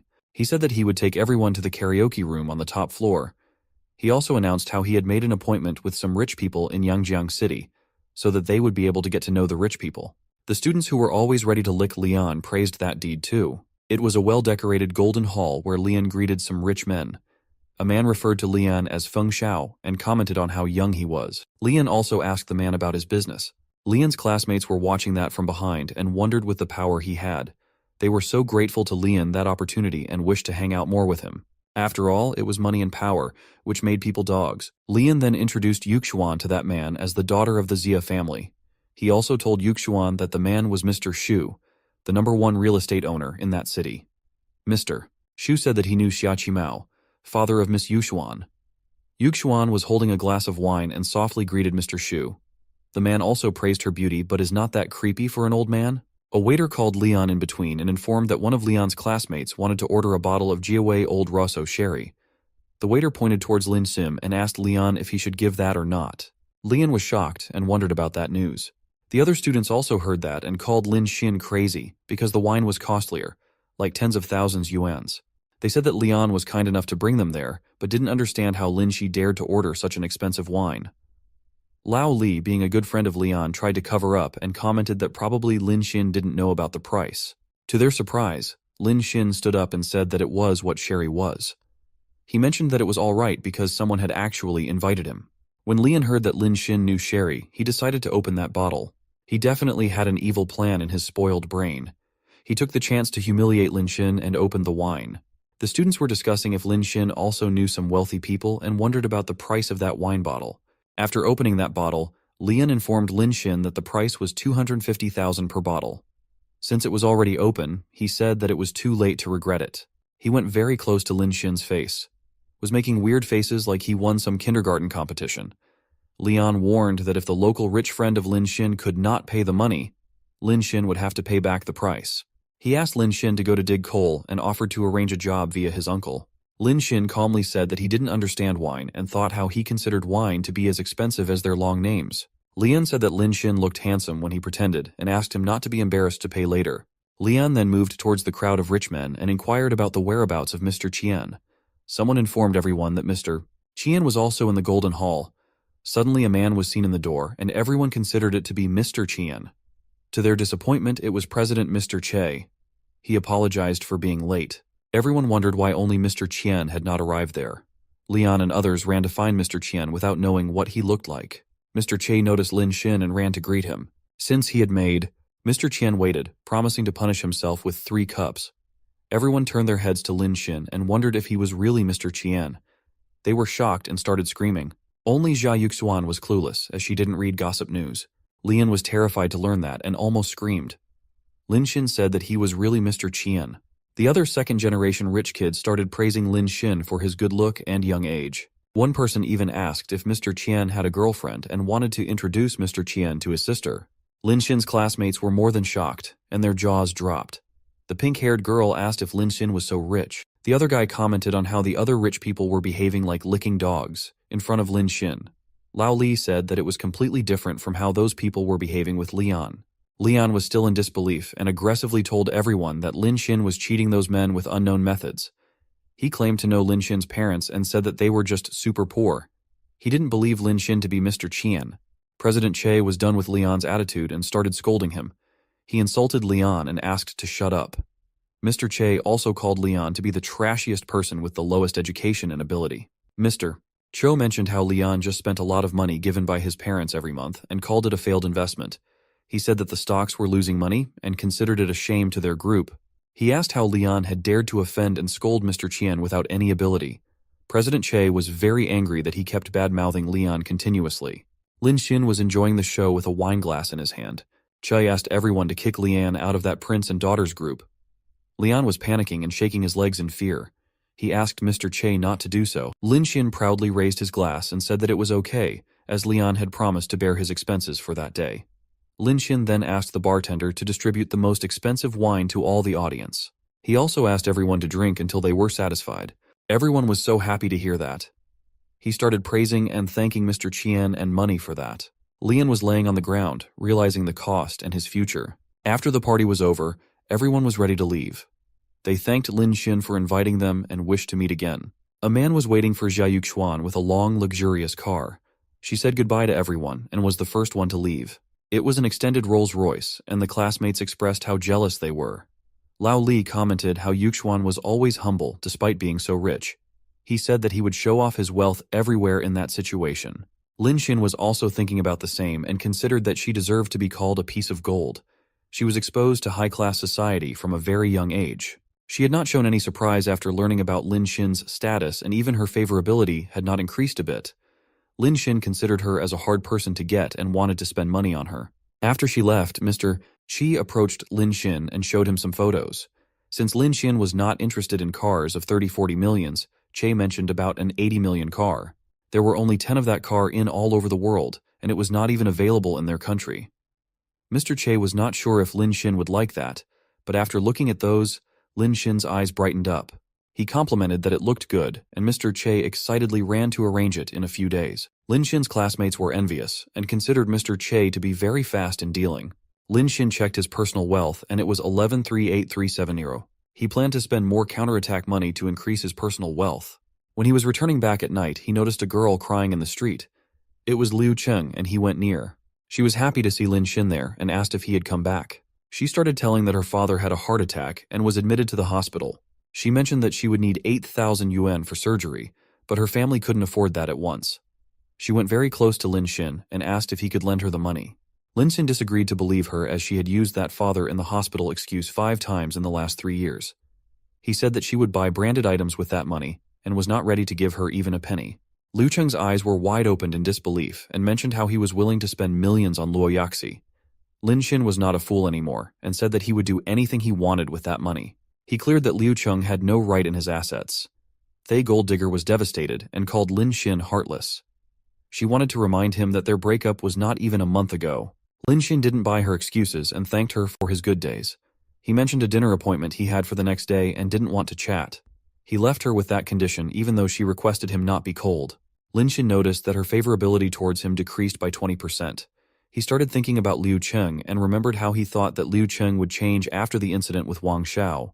He agreed that he was expecting too much from a cheater and claimed to not have any plan to spend money on that loser. It was the next morning and everyone was busy in the university. Lin Xin was reading a message on his phone and noticed that Luo Yaxi had invited him to dinner. He considered it a joke as he didn't want anyone to come in the way of his counterattack money. Another notification informed him that Cao Cao had come to live in that application. The leopard tooth assistant also messaged Lin Xin and offered to customize exclusive gifts for him. Lin Xin was interested in that and he returned to the live room. Cao Cao was doing a wide leg stretch move on camera. She welcomed Mr. Qian and the audience also started greeting him. Cao Cao asked if she could dance for him or wanted to specify any action. Some other users were also excited to watch the dance, but another one mocked that he could not send a supercar like Qian. Lin Xin didn't mind anything and presented his customized gift called Anchor God of Wealth. The value of that wearable gift was 880,000 each. Someone commented that the highest gift previously was Satan, which cost only 500,000 each. Cao Cao was very shocked and put her hand on her mouth. She thanked Qian for that amount of money. Lin Xin kept sending the gift multiple times and her eyes were sparkling in joy. Within a moment he had sent her X341 of God of Wealth Advent. When Cao Cao realized that the amount was around 300 millions, she couldn't utter a word. Her favorability increased by 20%. She was sweating and blushing with teary eyes. She promised to do anything for Mr. Qian, but the system told her that he had left the live room. Cao Cao was shocked and jumped onto the floor after hearing that. She couldn't understand why he was gone. Lin Xin, on the other hand, was too happy to spend that 300 millions as he calculated to get a refund 30 millions at time. Cao Cao was only thinking about Mr. Qian after that incident. She remembered how he had given her a sports car, and now he had given her 300 million. She understood that the sports car was to humiliate the other rich men, but couldn't figure out why he gave her so much money. There was no PK going on, nor she had asked for gifts. He had not even watched her show. She snapped her face to reality. She remembered that men were not trustworthy and considered Mr. Qian to be just an ATM for her. She promised that she would never fall in love with him. Even though she sounded confident, her action was telling a different story. She kept looking at Lin Xin's picture on her phone. Lin Xin was in front of the school and was ready to call DD. Suddenly, he heard some noise and followed the sound. Some guys were removing masks from Liu Cheng's face. They asked if she thought that they wouldn't recognize her with masks. They were holding so that she couldn't escape and even touching her inappropriately. She noticed Lin Xin, but he didn't pay any attention to the situation. Liu Cheng realized that he would not come to help her. Liu Cheng was telling those guys that she had no money and asked to give her 3 days. Those guys were aggressive and were not ready to believe in her. She promised to borrow the money, but they asked about her boyfriend. It seemed like she told them that he would lend her money. They asked if he rejected, but she mentioned that she had actually broken his heart.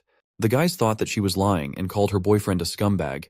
The guys asked if she wanted to call him to come over, but she said no. They asked to cut the crap and started capturing her with force. She asked what their plan was in fear. The main guy told that he was going to sell her body to get his money back. She tried to resist, but they blocked her mouth with their hands. Even though she was literally doing that already, she resisted to do it by force. She asked one man to help her, but that coward also ran away. The goons asked if she still wanted to call someone for help. They mentioned how they had been kidnapping people like that, and no one had ever dared to stand out. Liu Cheng had nothing to do and was sobbing quietly. She realized that she couldn't blame Lin Xin, and it was actually her fault. If she had not gold digging, she would not have ended up in that situation. She was sorry for hurting Lin Xin, but it was too late. The guys started the car, where they hand-packed Liu Cheng. Suddenly the guy in the driver's seat was attacked with a heavy punch. The guy asked who dared to touch him, and it was Lin Xin in person. Liu Cheng was so happy that tears came out of her eyes and favorability increased by 40%. The guys on the other hand were so angry and screamed to kill Lin Xin, but he started attacking them with money. He asked to take their 800,000 and leave immediately. The guy started picking up the money and asked if he was Liu Cheng's boyfriend. Lin Xin didn't like that question, said no, and called it nonsense. While the guys drove away, they pushed Liu Cheng out of their car. She fell on the ground and screamed in pain. Those guys also called Lin Xin cruel and warned to take revenge for the attack. Lin Xin had nothing to comment and stood by Liu Cheng. After the car left, Liu Cheng said sorry to Lin Xin again. He told her to stop pestering him in future while leaving. Her favorability increased by 10% again. She knew that she was not good enough for him at that moment, but decided to make up for the damage she had done to him. A yellow car was moving on the road. Lin Xin was in the back seat, watching some live streaming. The guy who was driving the car asked if Lin Xin also liked watching live broadcasts and wanted to know his preferred platform. Lin Xin was not interested in talking and said that he was just looking for some gifts. The man continues to say that he usually watches The Leopard's Teeth. He mentioned how it was all about Mr. Qian and told how that rich guy had given a host 300 millions. Lin Xin said that he had also watched and started messaging again. The driver was watching that broadcast on his car and noticed that Mr. Qian had paid some anchor on Douyu Live. He wondered if that rich man was playing with fish. Lin Xin then moved to watch another platform, Sound. The driver was listening and wondered why the passenger switched the application in a few seconds. He considered it to be a tactic to earn some free gifts to spend on the hosts. He thought that Lin Xin was doing tasks like checking in to collect gifts.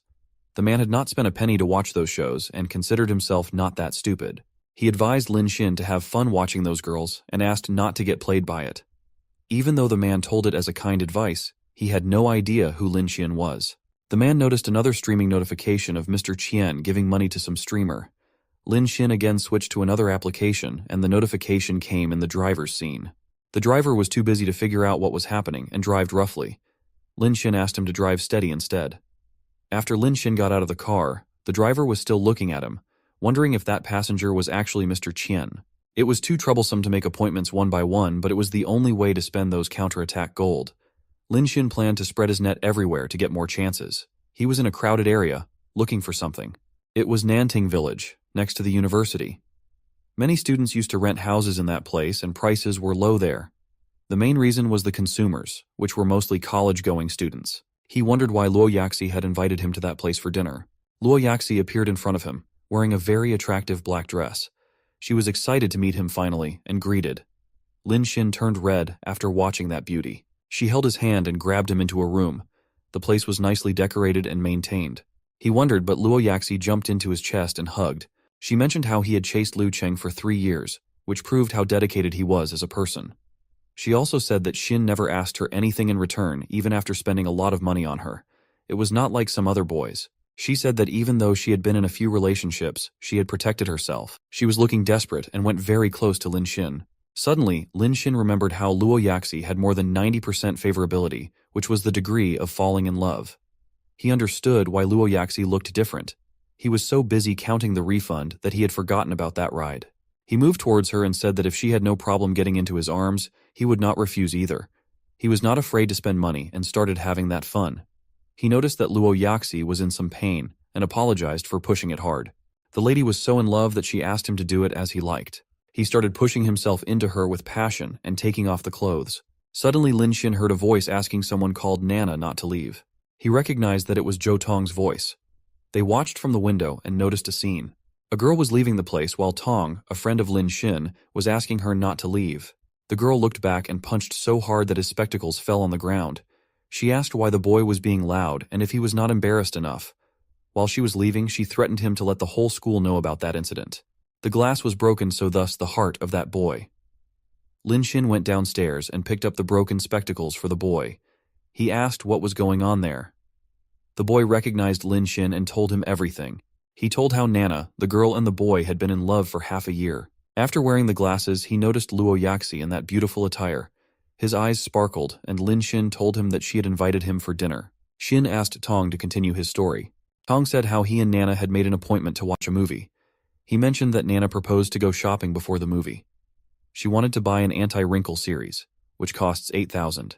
Tong didn't have that much money, and told her honestly. He said that after hearing that Nana became angry and stopped watching the movie, he kept telling how they were doing good before since didn't understand her behavior. Luo Yaxi asked if he was Chen Nana's boyfriend and told him about the rumor of her getting a rich boyfriend recently. Lin Xin turned around in shock, but Tong was not even ready to believe it. He said that it was impossible for Nana to cheat him. Yaxi asked Tong to believe her as the news about their sister group was never wrong. Tong couldn't grasp it even then, and started screaming. Lin Xin planned something and asked Tong to call Nana. He asked Tong to tell Nana to buy cosmetics for her. Lin Xin then told Yaxi to ask her friend about that new man. Lin Xin was getting ready to expose the real face of Nana to everyone. There was some smoke in the air, and it was Lian. He was smoking a cigar with a purple-haired girl. They seemed to be having some good time in bed. The girl asked why Lian was sad, and he confessed that his life had become a mess. He explained how he was almost kicked out from the elite group, but Lin Xin had saved him. Even though he was in the group, no one talked with Lian after that incident. He thought that he would never be able to do that again and assumed his fall. It felt like hell, and Lian was worried about his future. Suddenly some messages popped in his phone, and Lian started jumping in joy. He said that it would be a chance for him to rise again. The girl didn't understand a bit and kept looking at Lian with confusion.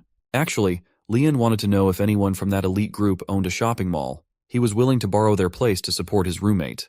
Several users said that they had shopping malls and wanted to help Lin Xin. Lian also informed about Silver Moon Plaza, which was near the University of Lin Xin. Lian's family owned that place, and he offered to help Lin Xin. From the several options, Lin Xin selected Lian's place as it was close to him. It seems like everyone was looking for a chance to help Lin Xin. Lian considered that opportunity to climb up the social ladder once again. He started driving to pick Mr. Qian to discuss their plan. He had also taken that lady with him to show Lin Xin that he was not chasing Xiaoyuk Xuan again. The purple-haired girl was so excited to know that they would meet Mr. Qian in person. Lian stopped his car by a small roadside restaurant. He said Mr. Qian would be there, and the girl excitedly searched for him. Lian pointed towards Lin Xin, who was eating there. He was wearing a basic t-shirt and half pants, and eating normal food. The lady could not believe that it was that rich guy and screamed. Lian, on the other hand, was amused and admired how Lin Xin was standing out even in a low-end environment. It was not Lin Xin, but his money, which forced everyone to bend their knees. Lian praised Lin Xin for eating breakfast in such a place, even after having so much money. Lin Xin noticed that Lian had arrived and recommended that place for cheap and delicious rice noodles. Lin Xin suggested going to the Silver Moon Square and offered to explain the plan to Lian on the car. When they reached the place, it was crowded as always. According to Lin Xin's plan, Tong had invited Chen Nana and was waiting for her at the gate. Luo Yaxi's sister had arranged for the man to come there. Tong's duty was to see if Chen Nana and that man were in a relationship or not. Chen Nana saw an old man, and both were shocked at first. Tong noticed that the old man was kissing Nana on her lips. He couldn't believe that and yelled her name. Tong was so angry and became like a fire. He went to Nana and stated that she had cheated him with that ugly old man. The man insulted Tong and asked if he was Nana's poor boyfriend. Tong cursed that old man and said that he had nothing to do with him. The man was shameless and made a pervert joke from that. The old man, Mr. Yu, called the security guard, and Tong was shocked. The security guard asked what was going on, and Mr. Yu ordered the guard to arrest Tong.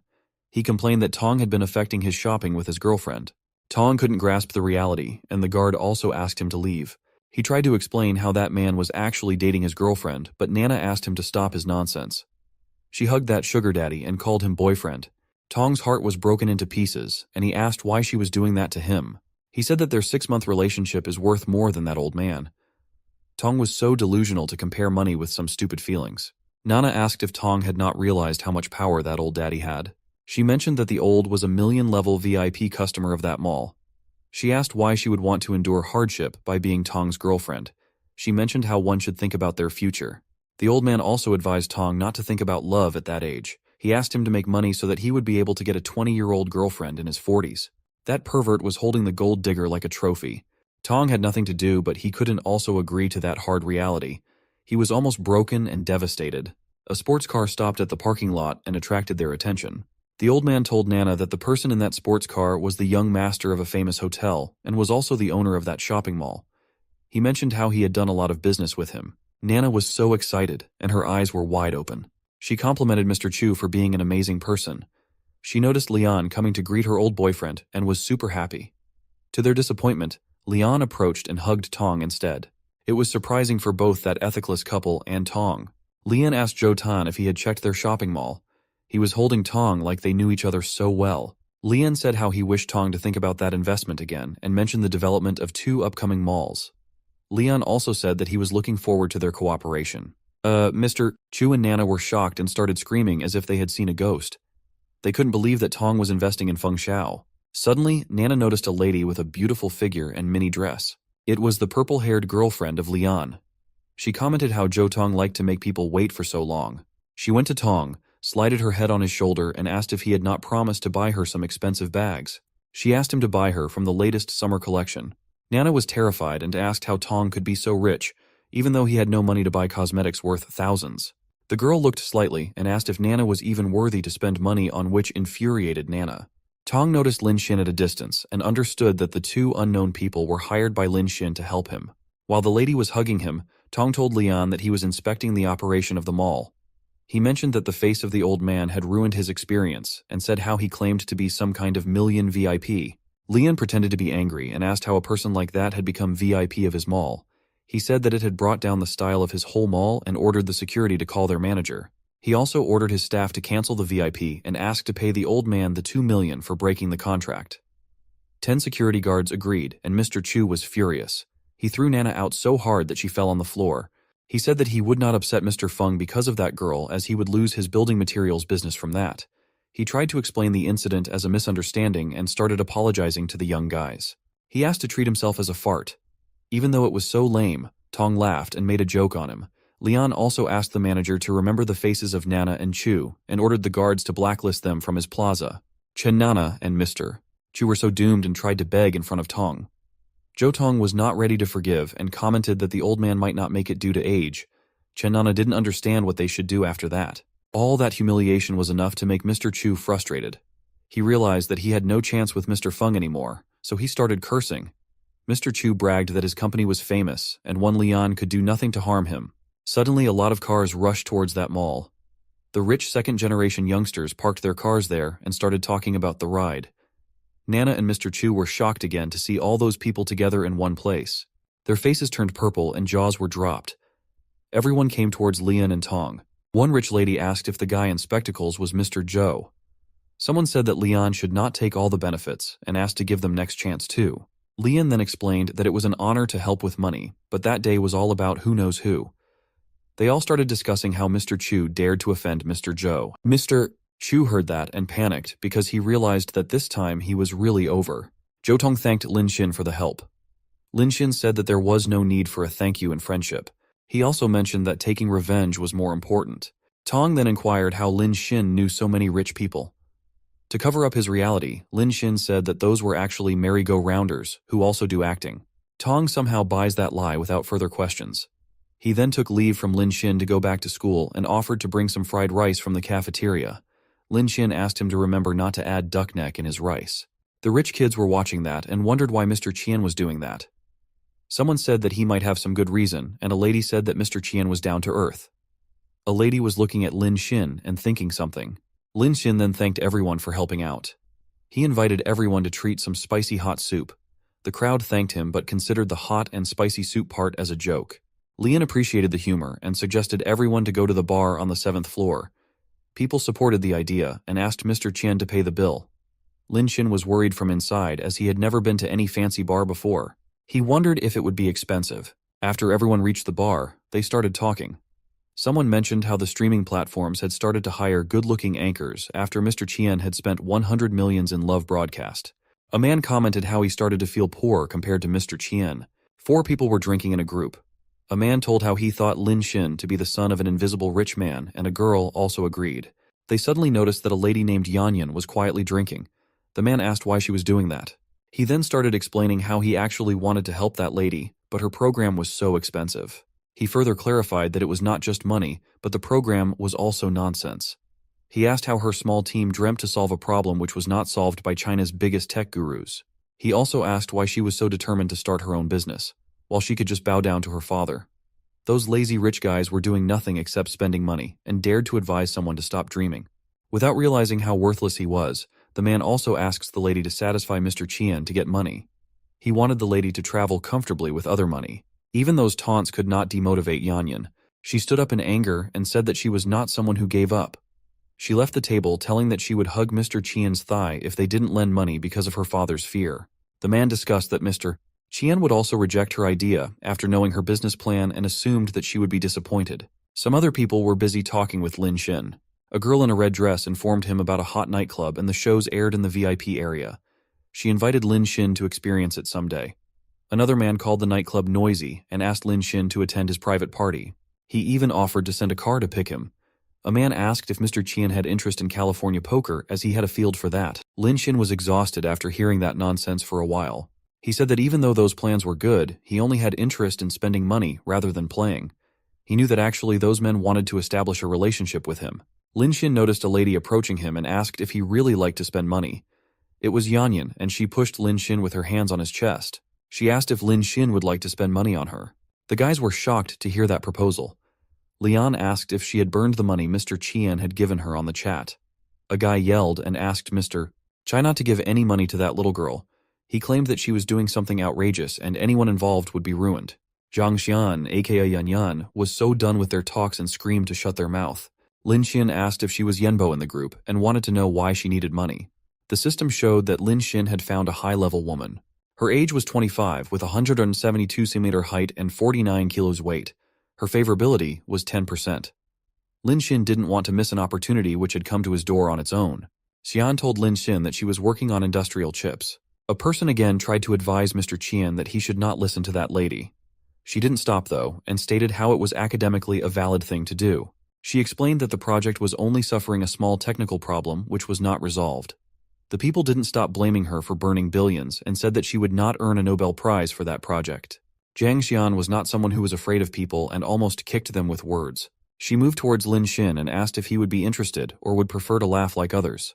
Lin Xin took a second to think and commented how that could bring more capital to China to fight against the US.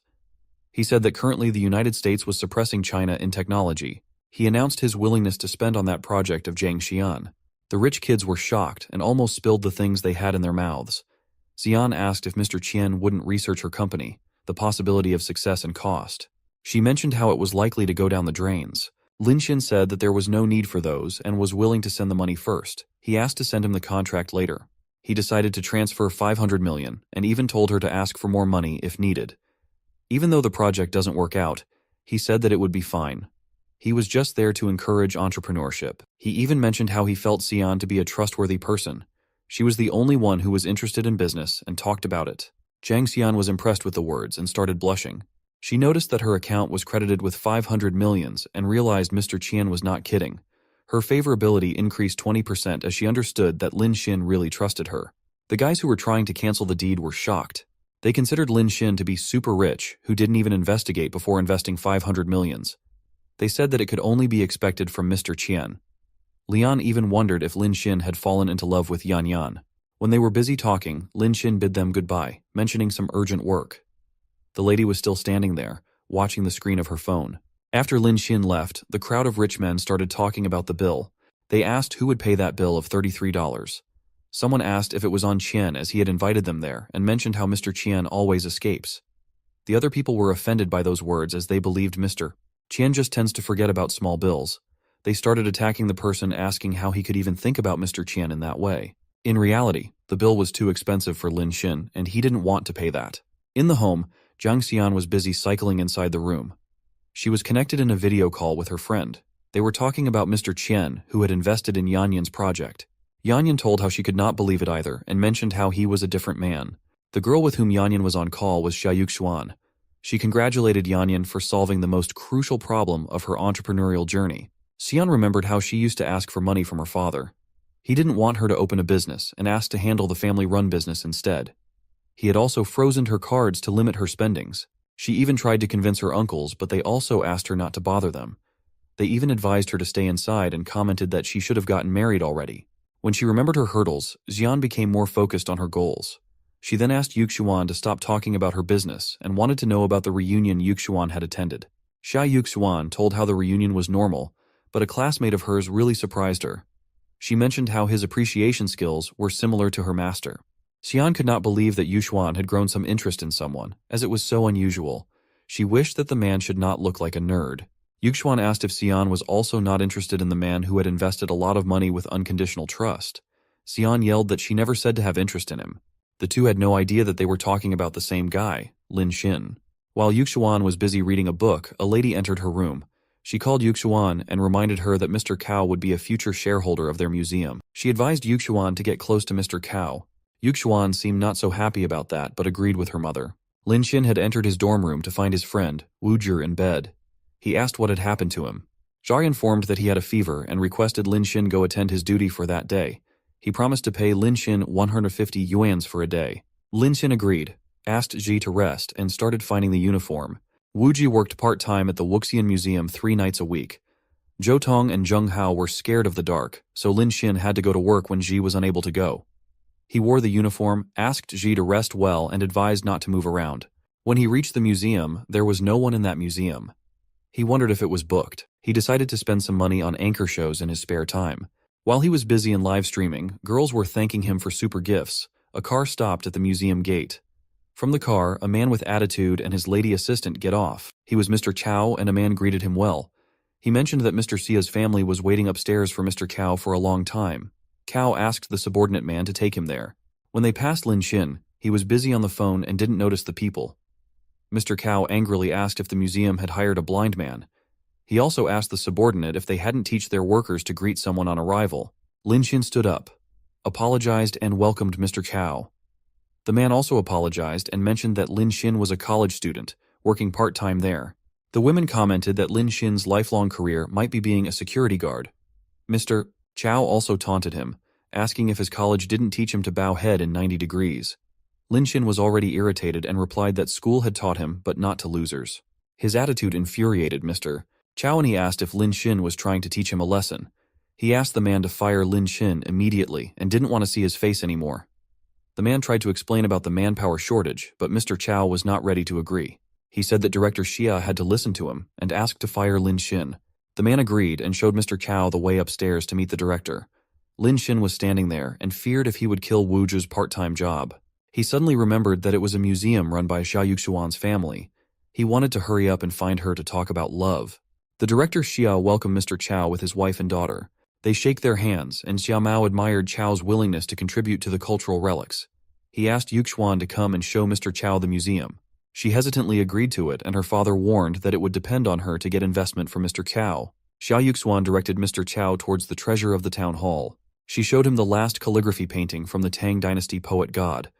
She mentioned that the poem had more than 200 characters, and it told the feeling of not wanting to separate with friends. She said that if looked closely at that painting, one can see that even in the midst of the poem's divine brushstrokes, there was an unmistakable feeling that the poem had been written in a way that it had not been written before. She said that one could feel emotions from that poem of the poem God. Mr. Chow appreciated the beauty and put his hands around her shoulder. It's clear his interest was on her, not on those artifacts. It made Yuxuan angry, and she pushed Mr. Chow away. She asked what the meaning of that gesture was. Mr. Chow apologized insincerely and mentioned he wanted to eat her due to her beauty. Xia Yuxuan realized that Mr. Chow had no interest in those cultural relics and asked why he was investing in the museum. Mr. Chow stated that there was no need to have a hobby if someone could make money. His evil smile made that scene even more hateful. His words were very hurtful for Yuxuan, and she said that one could not measure those cultural relics by money if they have little understanding. She couldn't believe that her father allowed someone like him to invest in the business. The man opened his tongue in an insulting way and asked if Yuxuan was living in a fairy tale and appreciated that spirit, which was not found in other women. After that, Mr. Cao went to Mao, Yuxuan's father. He said he was quite dissatisfied with the museum, but was ready to buy it for 600 million. He said that he would let Ms. Xia see the real world and said that he would only do the investment if Xia Yuxuan married him. The Zha family was terrified and asked if it was not too much. Yuxuan also yelled that she would never marry a bastard like him, but 600 million was a heavy amount to make Mr. Xia and his wife quit. Yuxuan asked her parents to call the security guard to throw out Mr. Cao from the museum. Mr. Xia stated that he was hiding the truth from Yuxuan, that from the past 2 years, their museum had not generated any profit. They were facing bankruptcy at that moment, and Mr. Cao was actually there to buy that museum. Xia Yuxuan was shocked and screamed. Mr. Cao mentioned that no one was ready to invest in their business, and their only hope was Mr. Cao. He promised that their life would be better if Yuxuan agreed to marry. Yuxuan was feeling hopeless and asked if her mother wanted to sell her to that man. Her mother was just crying and apologizing. She left the matter on Yuxuan's hand. Her father also told her how he didn't want that marriage, but their bankruptcy would be unavoidable without that. She understood that some merchants and collectors would buy most of those cultural relics at low prices, or would leave on the black market in that case. It would also cause a lot of hardship to their family. She didn't want that to happen. She remembered how she had started appreciating cultural relics from a very young age. Her father used to explain how those items should be priceless and was the hard work of a craftsman. She could see the effort of craftsmen to make those beautiful relics. She also remembered how some rich people only wanted to make money from those relics without having any respect for them. She was going through the conversation between two rich men who were bragging about their business out of those relics. She also remembered how some boys used to present gifts to her, thinking that everything could be bought with money. She used to think that some things were priceless, but she was now forced to accept the dark reality of life. She was feeling lonely and fragile from inside. Mr. Cow said that he would behave well with her after marriage. He also promised to buy her another museum if she could give him a son. With no option left, Yuxuan agreed to marry that money-boasting creep, just to save the museum and her parents. Her parents were happy to see their daughter getting sold and appreciated her growth. Mr. Mao asked her to sign a contract after that. A lawyer was there, and he announced that it would become legally effective and unchangeable after both parties signed it. Mao considered Mr. Cow to be very generous for eating their daughter's future and had no opinion about the contract. They were happy to see their daughter's marriage as long as it saved their backs. Her selfish mother was also no less, and handed her the pen to sign the contract. The creep Mr. Chow was licking his lips like a pervert, waiting to destroy Yuxuan in a minute. Yuxuan was ready to sign, but her hand was shaking, eyes were teary, and was in extreme pain. Someone entered the room suddenly and asked her to stop. It was Lin Xin, in his security uniform. He told everyone that he had heard that someone was buying that museum. Lin Xin heroically entered the room and told that he had heard about someone buying that museum. The parents and Mr. Cow were shocked and looked back at him. Yuxuan recognized it to be Lin Xin. Mr. Chow started bursting in anger when he saw Lin Xin. He started abusing and called the security guards to kick him out. The lawyer commented that Lin Xin was the only security guard working in that night shift. It infuriated Mr. Chow even more, and he tried to kick Lin Xin. Lin Xin, being a young soul, resisted the move and slapped Mr. Cow hard in his face. At least the creep got what he deserved. The force was too high for Mr. Cow and he fell on the ground. The incident was enough to start a war, and Mr. Cow started shouting, screaming, and yelling. He warned to fry and sue Lin Xin. Lin Xin had not paid any attention towards those words and moved towards Yuxuan and softly touched her cheek. Her eyes were teary, and the touch felt heavenly. She was blushing, and it made her parents more confused. They asked if Yuxuan knew that boy. Xia Yuxuan said that he was her classmate from high school. Mr. Mao considered him to be a kid and advised Lin Xin to focus on college instead of doing security guard jobs. Lin Xin was actually busy with the contract written by Mr. Cow. Yuxuan's father then asked him to apologize to Mr. Chow as he seemed to not understand the situation. He asked if he suffered losses due to Lin Xin's behavior, would he be able to pay the price? Lin Xin didn't utter a single word and just tore the contract in a second. The three people who were trying to make that deal were shocked and started screaming at the situation. Mr. Mao started collecting the pieces, crying and asking what Lin Xin had done. Lin Xin proposed to buy the museum for 1 billion, and it was shocking for the Xia family. Mr. Chow didn't believe that and said that he would eat trash if Lin Xin could come up with 1 billion. Lin Xin had already experienced that situation before with Xiao, so he was irritated this time. He said that Chow would never do that even if Lin Xin came up with the money. Mrs. Xia asked Yuxuan if her classmate was rich, but Yuxuan had no idea about it. Mr. Chow called someone named Chang Zi, explained the situation, and asked them to bring people to beat Lin Xin. Yuxuan heard it and started worrying about Lin Xin. Mr. Mao, being a shameless father, started to make a new deal with Lin Xin. He considered that Lin Xin also wanted Yuxuan and didn't even try to hide his greed. He proposed to hand over the museum and his daughter to Lin if Lin Xin could guarantee to take out 1 billion. He just demanded 500 million as the first sum of installment. Mr. Chow started yelling at Mao, but that old man seemed to be a great business indeed. He announced that if Lin Xin couldn't come up with that money, he would sign the previous deal with Mr. Chow.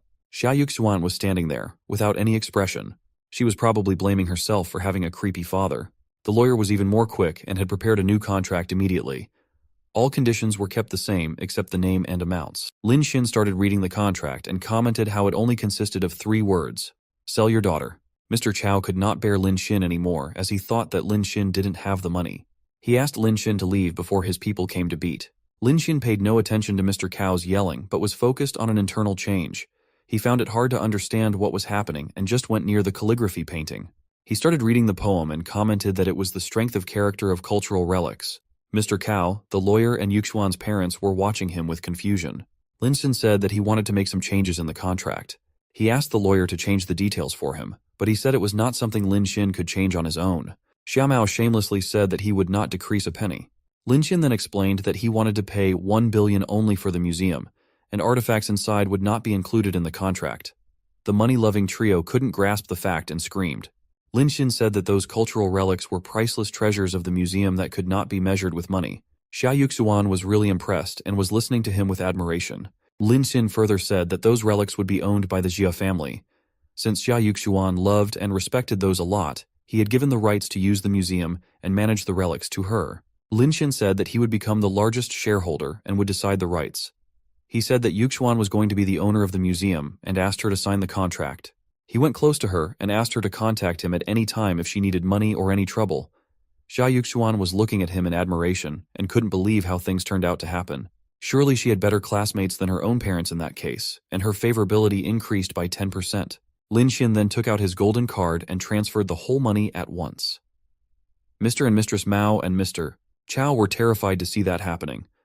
Chao started calculating the amount of assets owned by Lin Xin. Yuxuan asked why Lin Xin helped her family. He mentioned how he had a dream to bring back all the relics that were left behind China. He said that those treasures belonged to the people of China, not goods to be sold by merchants. Mr. Chao started yelling at Lin Xin after hearing that episode. He said that Lin Xin just bought that museum to put a show in front of him. He mentioned how that museum wasn't even worth 500 million and asked how he dared to dream of buying back all the relics.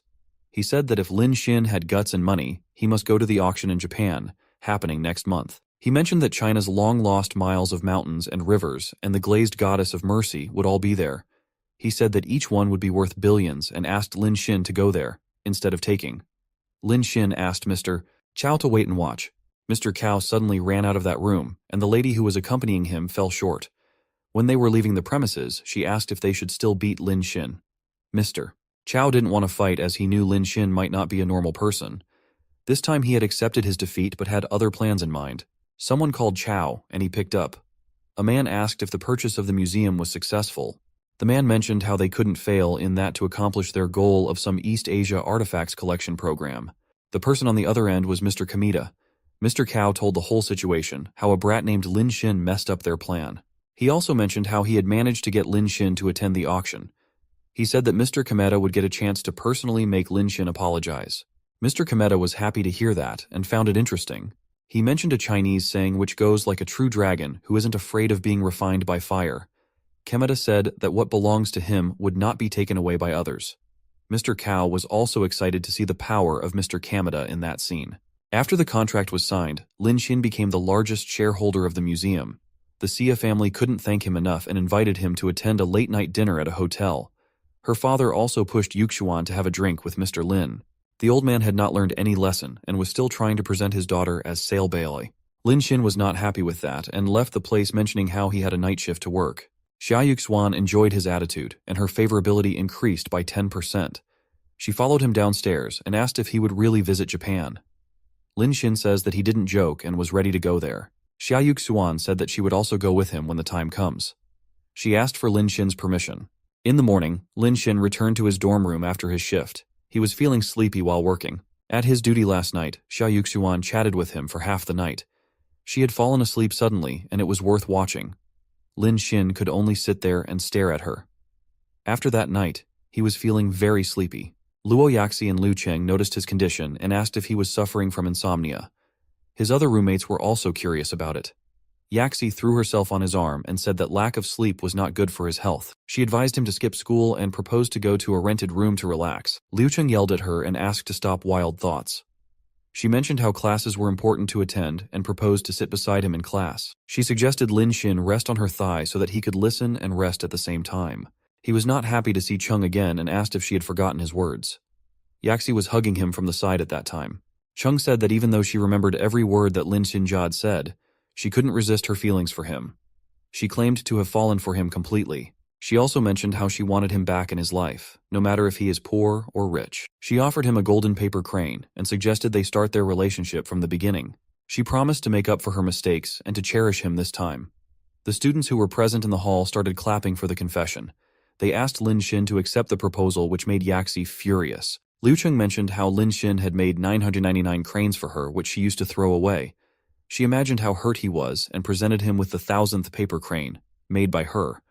Her favorability was 86%.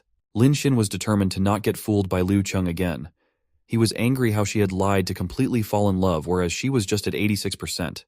He knew that Liu Cheng was there only because no one was there for her. He had learnt all her tactics and how she was controlling so many liquors. She was only chasing Lin Xin because she was not reconciled. When Lin Xin left Liu Cheng with her paper crane, Luo Yaxi bursted out in laughter. Suddenly, the teacher entered the room and asked everyone to go back to their seats. Liu Cheng and Luo Yaxi shared a hateful glance indicating the upcoming rivalry. After the class was over, everyone was moving out. Lin Xin was seen with both the girls, hugging in his arms. Luo Yaxi was insisting on going to a rented house so that he could relax without disturbance. Liu Cheng stated that since Lin Xin was not even her boyfriend, taking him to sleep in her house was not right. Yaxi mentioned how she had an unusual relationship with Lin Xin and it was why she wanted to take him home. Since Lin Xin was single and had no girlfriend, it was not wrong for her. She called Cheng to be Lin Xin's ex-girlfriend and asked her to leave Lin Xin to her. She promised to take good care of him. Cheng called Yaxi a fool and said that Lin Xin and she had just a little fight. She mentioned how Lin Xin even helped her some times ago. Yaxi considered it to be just his justice nature and compared it with helping street animals. She told a Chinese saying, telling how good horses did not turn their backs. She called her not too good for doing that to Lin Xin. Cheng also didn't step back and compared Yaxi to a rabbit from a famous saying, which goes like rabbits do not eat grass beside their nest. The two were catfighting in the middle of the school campus, which attracted a lot of attention. Lin Xin was not happy in that situation as he didn't want to be famous in school. Suddenly, a red Ferrari rushed towards him. It was Cao Cao, who came at a high speed, took Lin Xin with him and left. He was relaxing on her thigh, wondering about something. She was behind the wheels and asked if she had hurt Lin Xin during the pickup. He wanted to get up, but she insisted on resting down on her lap for some more time. Lin Xin thanked her for saving him from the catfight and appreciated her right timing. She was happy and asked if it was worth his payoff. Lin Xin agreed and she then asked him to always help her. Liu Cheng was angry when Cao Cao took Xin away. She wondered who that woman was. Just like her, the other students were also discussing that news. They couldn't clearly see her face but considered to be someone very rich. Some students commented that the sports car was a Ferrari LF. They wondered how Lin Xin managed to get a high-class woman from being a dog licker previously. Liu Cheng was unable to bear another woman on her way. She assumed that girls will try to grab Lin Xin once they would come to know about his wealth. Luo Yaxi was calm in that situation though. She said that Cheng used to ignore his love, but now she was not able to afford him. She asked if Cheng regretted it even though she didn't have any chance left. Liu Cheng asked Yaxi not to be so happy either. She mentioned how that lady picked Lin Xin up, which seemed to be a wealthy daughter. She said that if Lin Xin wanted another love, he would probably look for that lady instead of Yaxi. Yaxi said that it would not happen and asked to not compare any low-class women with her. She bragged how her relationship with Lin Xin had already progressed. Cheng became restless after hearing that and asked what kind of progress Yaxi meant. She asked what kind of nasty method Yaxi had used. She demanded to know how deep the progress was and started reacting violently. Luo Yaxi gracefully refused to tell any more details to Cheng. When she left, Cheng tried to consider Yaxi to be lying.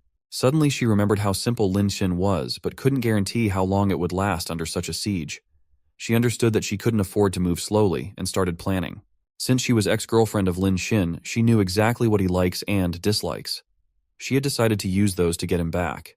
Her favorability increased 4%, and with that it crossed 90%. The first stage of counterattack was completed, and 10% of money spent on Liu Cheng was refunded to his personal wealth. He wondered what the situation was at university, as he had noticed the update. He was rewarded by +1 levels for all the attributes. His strength, agility, physique, and intelligence reached level 3. The feeling was really awesome for him. He was asked to choose one from the 3 skills: B-level long-distance running mastery, B-level swimming mastery, and D-level skill dancing machine proficiency. That time, the level was so low compared to the previous time. Lin Xin wondered if it was related to the amount of counterattack. He could feel how his physical fitness had become stronger with level upgrades. To choose the skill, he considered no need for long-distance running. He then decided to choose swimming. A large amount of swimming-related knowledge instantly started pouring into his brain. He could also feel that the muscles of the chest, back, and the arms had been strengthened. Someone was watching Cao Cao and Lin Xin with a pair of binoculars. It was a man in a formal suit who was standing in a glass room. A lady who looked like his assistant called him as chairman and informed that everyone was ready for the meeting. The chairman commented that it was a good scene to watch and the protagonists were Lin Xin, Luo Yaxi, and Liu Cheng. But suddenly, a charming princess appeared in the scene to rescue the hero. The other people, sitting on the table, were also excited and felt bad for not getting a chance to witness that. The chainman seemed to be angry with Lin Xin. He headed the meeting and stated how their university was always known for its excellent learning and good atmosphere. He mentioned how a male student with 2 female students were causing ruckus with their chaotic relationship.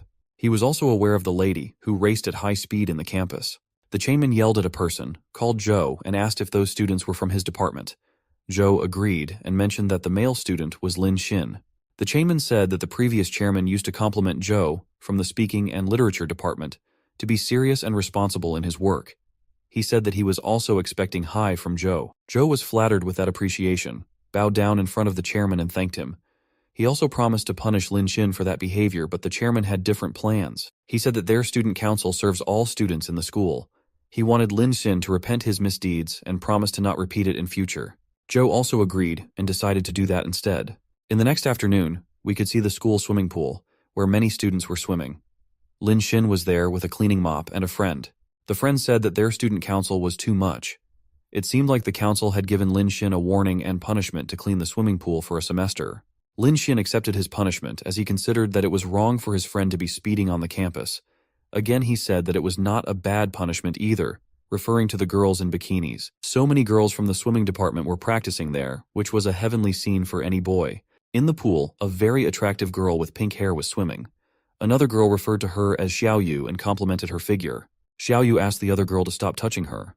The girl then whispered into Xiaoyu's ear about a boy, Yang. He had been chasing the beautiful girl for a long time, but Xiaoyu had no interest. The other girl was surprised and asked about her expectations from a boy. Xiaoyu mentioned that she wants someone faster than her in swimming. The girl yelled if it was even possible. She mentioned that Xiaoyu was a first-class national swimmer who had participated in provincial competitions. She doubted if anyone from their school would meet her requirements and asked if she was actually not interested in boyfriends.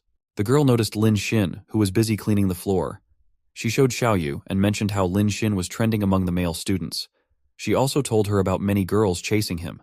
Xiaoyu was not interested in those and left that place. She was swimming like a fish goddess in the water.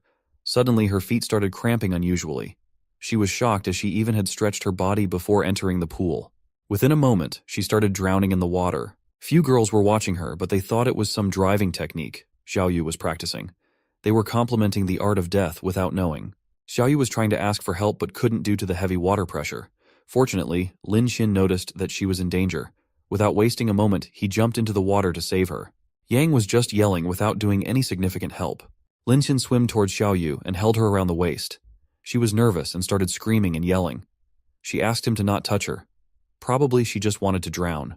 Lin Xin tried to comfort her by advising to take deep breaths. He asked her not to move and promised to take her out from the pool. When he started swimming, Xiaoyu was amused to see how fast he was swimming and even supported her with one hand. It was also embarrassing for her, as she had never been so close to any boy before. Lin Xin had taken her out and she started breathing heavily in the bank. Lin Xin asked her to be careful next time. He was wiping his face with his shirt, and his handsome body was exposed to the students. The girls were busy with Xiaoyu, asking if she was okay. They were scared to death after witnessing that incident. Lin Xin started to go out from the pool. Everyone was appreciating how fast he was moving like a cannonball. Someone also recorded and shared the video on the internet. People and their obsession with social media had no limit at all. Xiaoyu asked her friend if that boy was Lin Xin. The girl said yes and made a compliment about how he had saved Xiaoyu's life. She also mentioned how Lin Xin was super fast at swimming and perfectly matched the criteria Xiaoyu had for boys. Xiaoyu was standing there, facing the floor. Her friend noticed how she was blushing and started yelling at her. Yang, on the other hand, was not so happy to see that redness and screamed. Someone had posted a picture of Lin Xin saving the beautiful girl on the campus board. Students started discussing that incident online and praised Lin Xin for his bravery, handsome look, and swimming technique. One even counted his speed and commented that Lin Xin had broken the national record. The chairman of the school council noticed the online discussion. He was disappointed and started grinding his teeth in anger towards Lin Xin. With an evil smile, he promised himself to screw Lin Xin. A few days later, the school dance party was organized. It was hosted by the student council and very popular among the students. The hall was full with people and food tables. It was heard that a mysterious grand prize was announced, and the council had spent a lot of money that time. Everyone was dressed up and invited a partner. Many students wanted to invite Luo Yaxi, but recently she had fallen in love with Lin Xin. Someone mentioned how Liu Cheng was also in the same line. The students noticed the two beauties together. Liu Cheng was wearing a black dress which was complementing her curves. Luo Yaxi was looking gorgeous in a gentle white dress. The two were rivals in love but seemed so close. Someone commented it was how female friendships worked. Luo Yaxi looked at Cheng and praised the look. She also didn't forget to mention how her efforts wouldn't become fruitful because she was sure that Lin Xin would not choose Cheng to dance. Shane touched her tongue in a provocative way and thanked Liu Yaxi for the concern. She was looking really evil and cruel though. She asked Yaxi to enjoy the moment and claimed that everything would be changed after the night. Yaxi didn't know what Cheng was going to do. She tried no to pay attention to it and went to prepare something for Lin Xin. She was determined to go with Lin Xin for the dance. Cheng, on the other hand, was smart enough to understand what Yaxi was thinking. She knew Yaxi was always sweet and gentle. But she assumed it was not enough to hold a man and knew how men were instinctive animals. Before that, she wanted to deal with the other obstacles she had on her way. Xiaoyu was also there, searching for Lin Xin.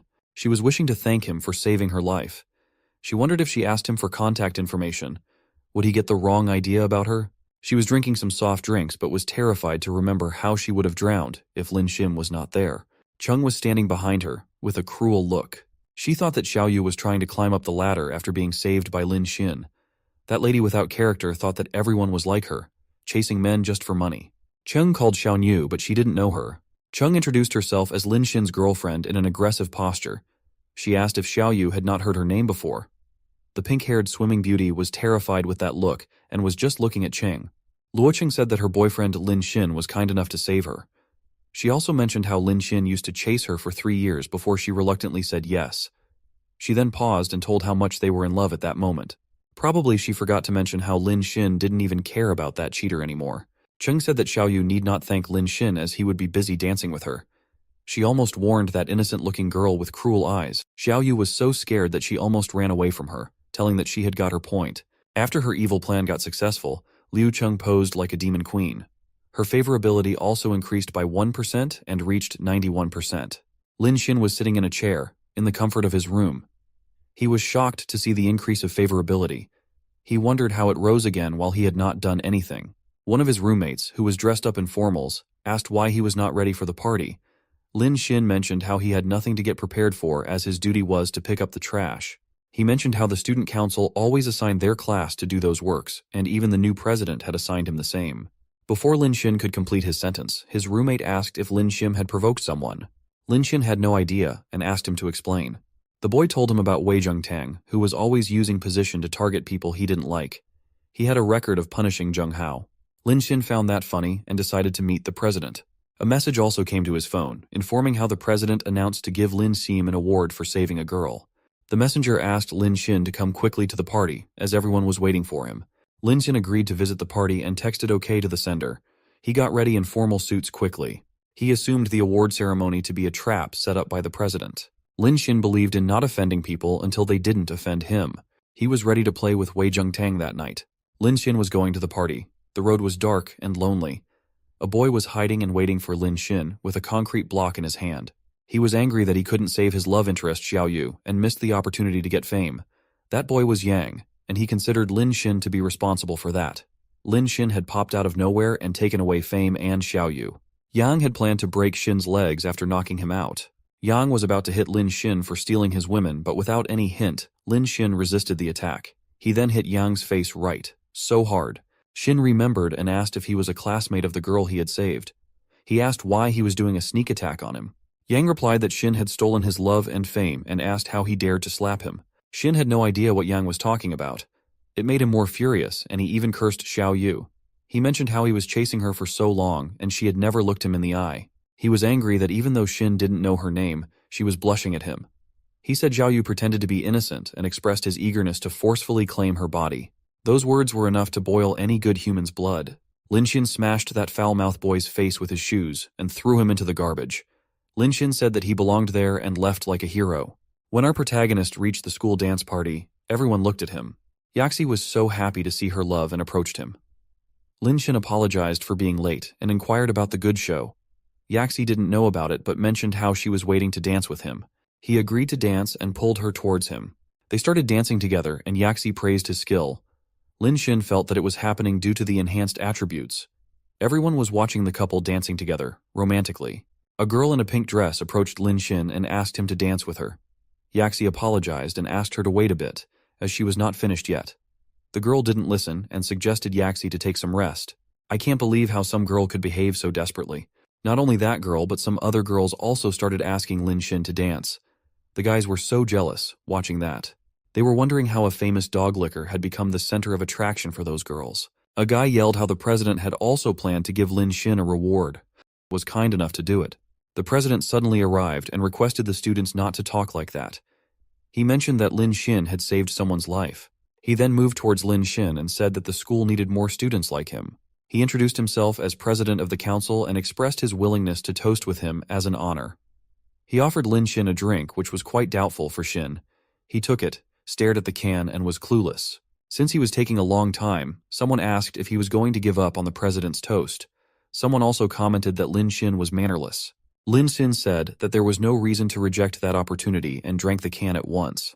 Yaxi asked if he was okay, and someone commented how cool Lin Xin is. The guys were still jealous and said that he had pretended to be forceful. The president didn't express anything, but surely he had something on his mind. He said that he had things to discuss with Lin Xin about the student council. Wei Zhengtang suggested going somewhere, and Lin Xin agreed. They headed towards the meeting room, and Lin Xin was shocked after entering there. He noticed the girl from the pool, sleeping on the couch. He wondered what was wrong with her and why she was red. He went towards her and felt like she was having a fever. Zhengtang was standing there without any expression or words. Suddenly, Lin Xin started feeling dizzy and did not understand why. He fell into the girl's body unknowingly. There was a secret camera fitted on the wall. Zhengtang said that it would be perfect footage to completely destroy Lin Xin. He was smiling creepily and took out a key. He said that Lin Xin would be done that time. In the dancing hall, everyone was standing in front of a big screen. They were waiting for the award show to begin. President Zhengtang went on the stage and asked everyone to be patient. He said that Lin Xin would be there soon. He was waiting for some medicine to work, which the elephant also couldn't bear. He announced that Lin Xin would say something on the screen and asked everyone to watch it. Everyone was eagerly waiting, but started screaming. In the scene, a naked man was lying over a pink-haired girl. The students asked the president to look back at the screen. Wei Chengtang pretended to be shocked and yelled at Lin Xin. He asked why Lin Xin couldn't wait and started doing that on a live broadcast. The audience was screaming and discussing the incident. The guys started cursing Lin Xin as they hated him from the beginning. One claimed to know that Lin Xin was not a good person. He also mentioned how Qin Xin was always a poor child. Someone commented that Lin Xin was taking advantage by saving people. They blamed Xin for corrupting morals. They also mentioned how Xin was flirting with several girls and demanded to kick out Lin Xin from the university. All those students formed a group to demand it. President Zheng Tang was still acting like he was very disappointed by Lin Xin. Everyone was protesting and yelling to kick out Lin Xin. Zheng Tang was smiling like an evil man and was enjoying his victory. He considered it as a power to crush little people and started laughing like a villain. Lin Xin appeared in front of him out of nowhere and asked if he had missed something interesting. Zheng Tang was terrified to hear that and started panicking. Lin Xin mentioned he had gone to the toilet and asked who the person was. Everyone wanted to kick out. President Wei Zhengtang was so scared to see Lin Xin on the stage. The video was still going live on the screen. Lin Xin asked why the president was behaving like he had seen a ghost. The students were also confused and wondered what was happening. The president asked why Lin Xin was there and inquired who that person on the screen was. His voice was shaking and face was pale in fear. Lin Xin asked how he would know and mentioned that the program was set up by the president. The students yelled that the face of the person was getting visible. On the screen, everyone noticed a boy hugging a plastic model. It was not Lin Xin, but some other boy. The boy was licking that model, thinking it was Jinoyu. He was saying that he would not let her go. The students wondered who that person was, and someone recognized it to be Yang Li. He mentioned that Yang was chasing Xiaoyu for a long time. They didn't understand why he was there in the room. 10 minutes before the incident, something miraculous had happened. The system has detected a love potion on Lin Xin's body. The physical passive skill level 3 detoxification was activated by the system, and the potion was removed. When Lin Xin came back to reality, he noticed the locked door, a girl, and cameras. He understood what was planned and broke the door with his ability. Xiaoyu was heavily drugged, and it was not possible to wake her up immediately. Lin Xin had placed her into the girl's bathroom quietly so that Zheng Tang and his lackeys could not find her. Per Sharats, Lin Xin then went to pick up Yang from the garbage. He considered putting him as an actor for the stage made up by the president. He placed Yang on the sofa as if it was him. Since he knew how Zheng Tang had planned well, he didn't want to ruin the show. He arranged a plastic model and wigs from the dressing room to replace Xiaoyu. After setting that all, he went to watch the show. The screen was playing the live stream of Yang trying to make out with the plastic model. Lin Xin put a hand on Zheng Tang's shoulder and commented that Yang might have some mental health issues. Lin Xin had not removed his clothes, and probably Yang himself did it. Since it was not his problem, Lin Xin ignored it. Zheng Tang was out of control seeing his plan failing. He yelled that it could not be true as he had seen Lin Xin falling on Xiaoyu. Lin Xin asked what he meant, but Zheng Tang put a hand on his mouth. He realized that he had slipped accidentally. Everyone looked at him and wondered what was going on. Xin forcefully asked Zheng Tang to explain how he had seen that. Lin Xin started repeating his question with a louder voice, and Zheng Tang started panicking. Suddenly, an old man entered the room in a furious experience. He yelled at everyone and asked what was going on. That man was Teacher Sun, from the literature department. He was the oldest and strict teacher of their university. The teacher angrily mentioned that Lin Xin was not from the student council. He asked how he dared to interrogate the president of the council. He considered it to be unreasonable and took Zheng Tang's side. Lin Xin wasn't afraid, and asked how Zheng Tang was going to get away from the claim to see Lin Xin falling on Xiaoyu. The teacher was not ready to listen to anything Lin Xin explained. He mentioned how Zheng Tang had worked hard, dedicated himself, and even hosted award ceremonies. He accused Lin Xin to be an idiot who had not done the program and didn't perform in the convention hall. He said that Lin Xin had embarrassed the president and ruined the image of their university. He proposed disciplinary action towards him to restore the university's pride. The students were clueless and idiots who followed the words of that teacher. A student who hates Lin Xin again started creating an opinion against Lin Xin. He said he didn't want to accept only a disciplinary action against Lin Xin for making a big mistake. He suggested expelling Lin Xin from the university. The other monkeys believed in his saying and started demanding that. They were yelling to kick Lin Xin out. Only Yaxi was on Lin Xin's side and asked the students what had happened to them. She tried to tell everyone that the president was hiding something. Zheng Tang was smiling and enjoying the defeat of Lin Xin. He said that the teacher was his lackey, and the students in the hall, as well as the student council, everyone was in his favor. He asked how Lin Xin would compete with him. Even though Lin Xin was standing steadily, Zheng Tang claimed that Lin Xin was trying to escape. He asked the students to discipline him, and 2 students jumped in to hold Lin Xin. When they held his one hand and waist, Zheng Tang went near. He asked Xin to fight back and said how he wanted to kick Lin Xin.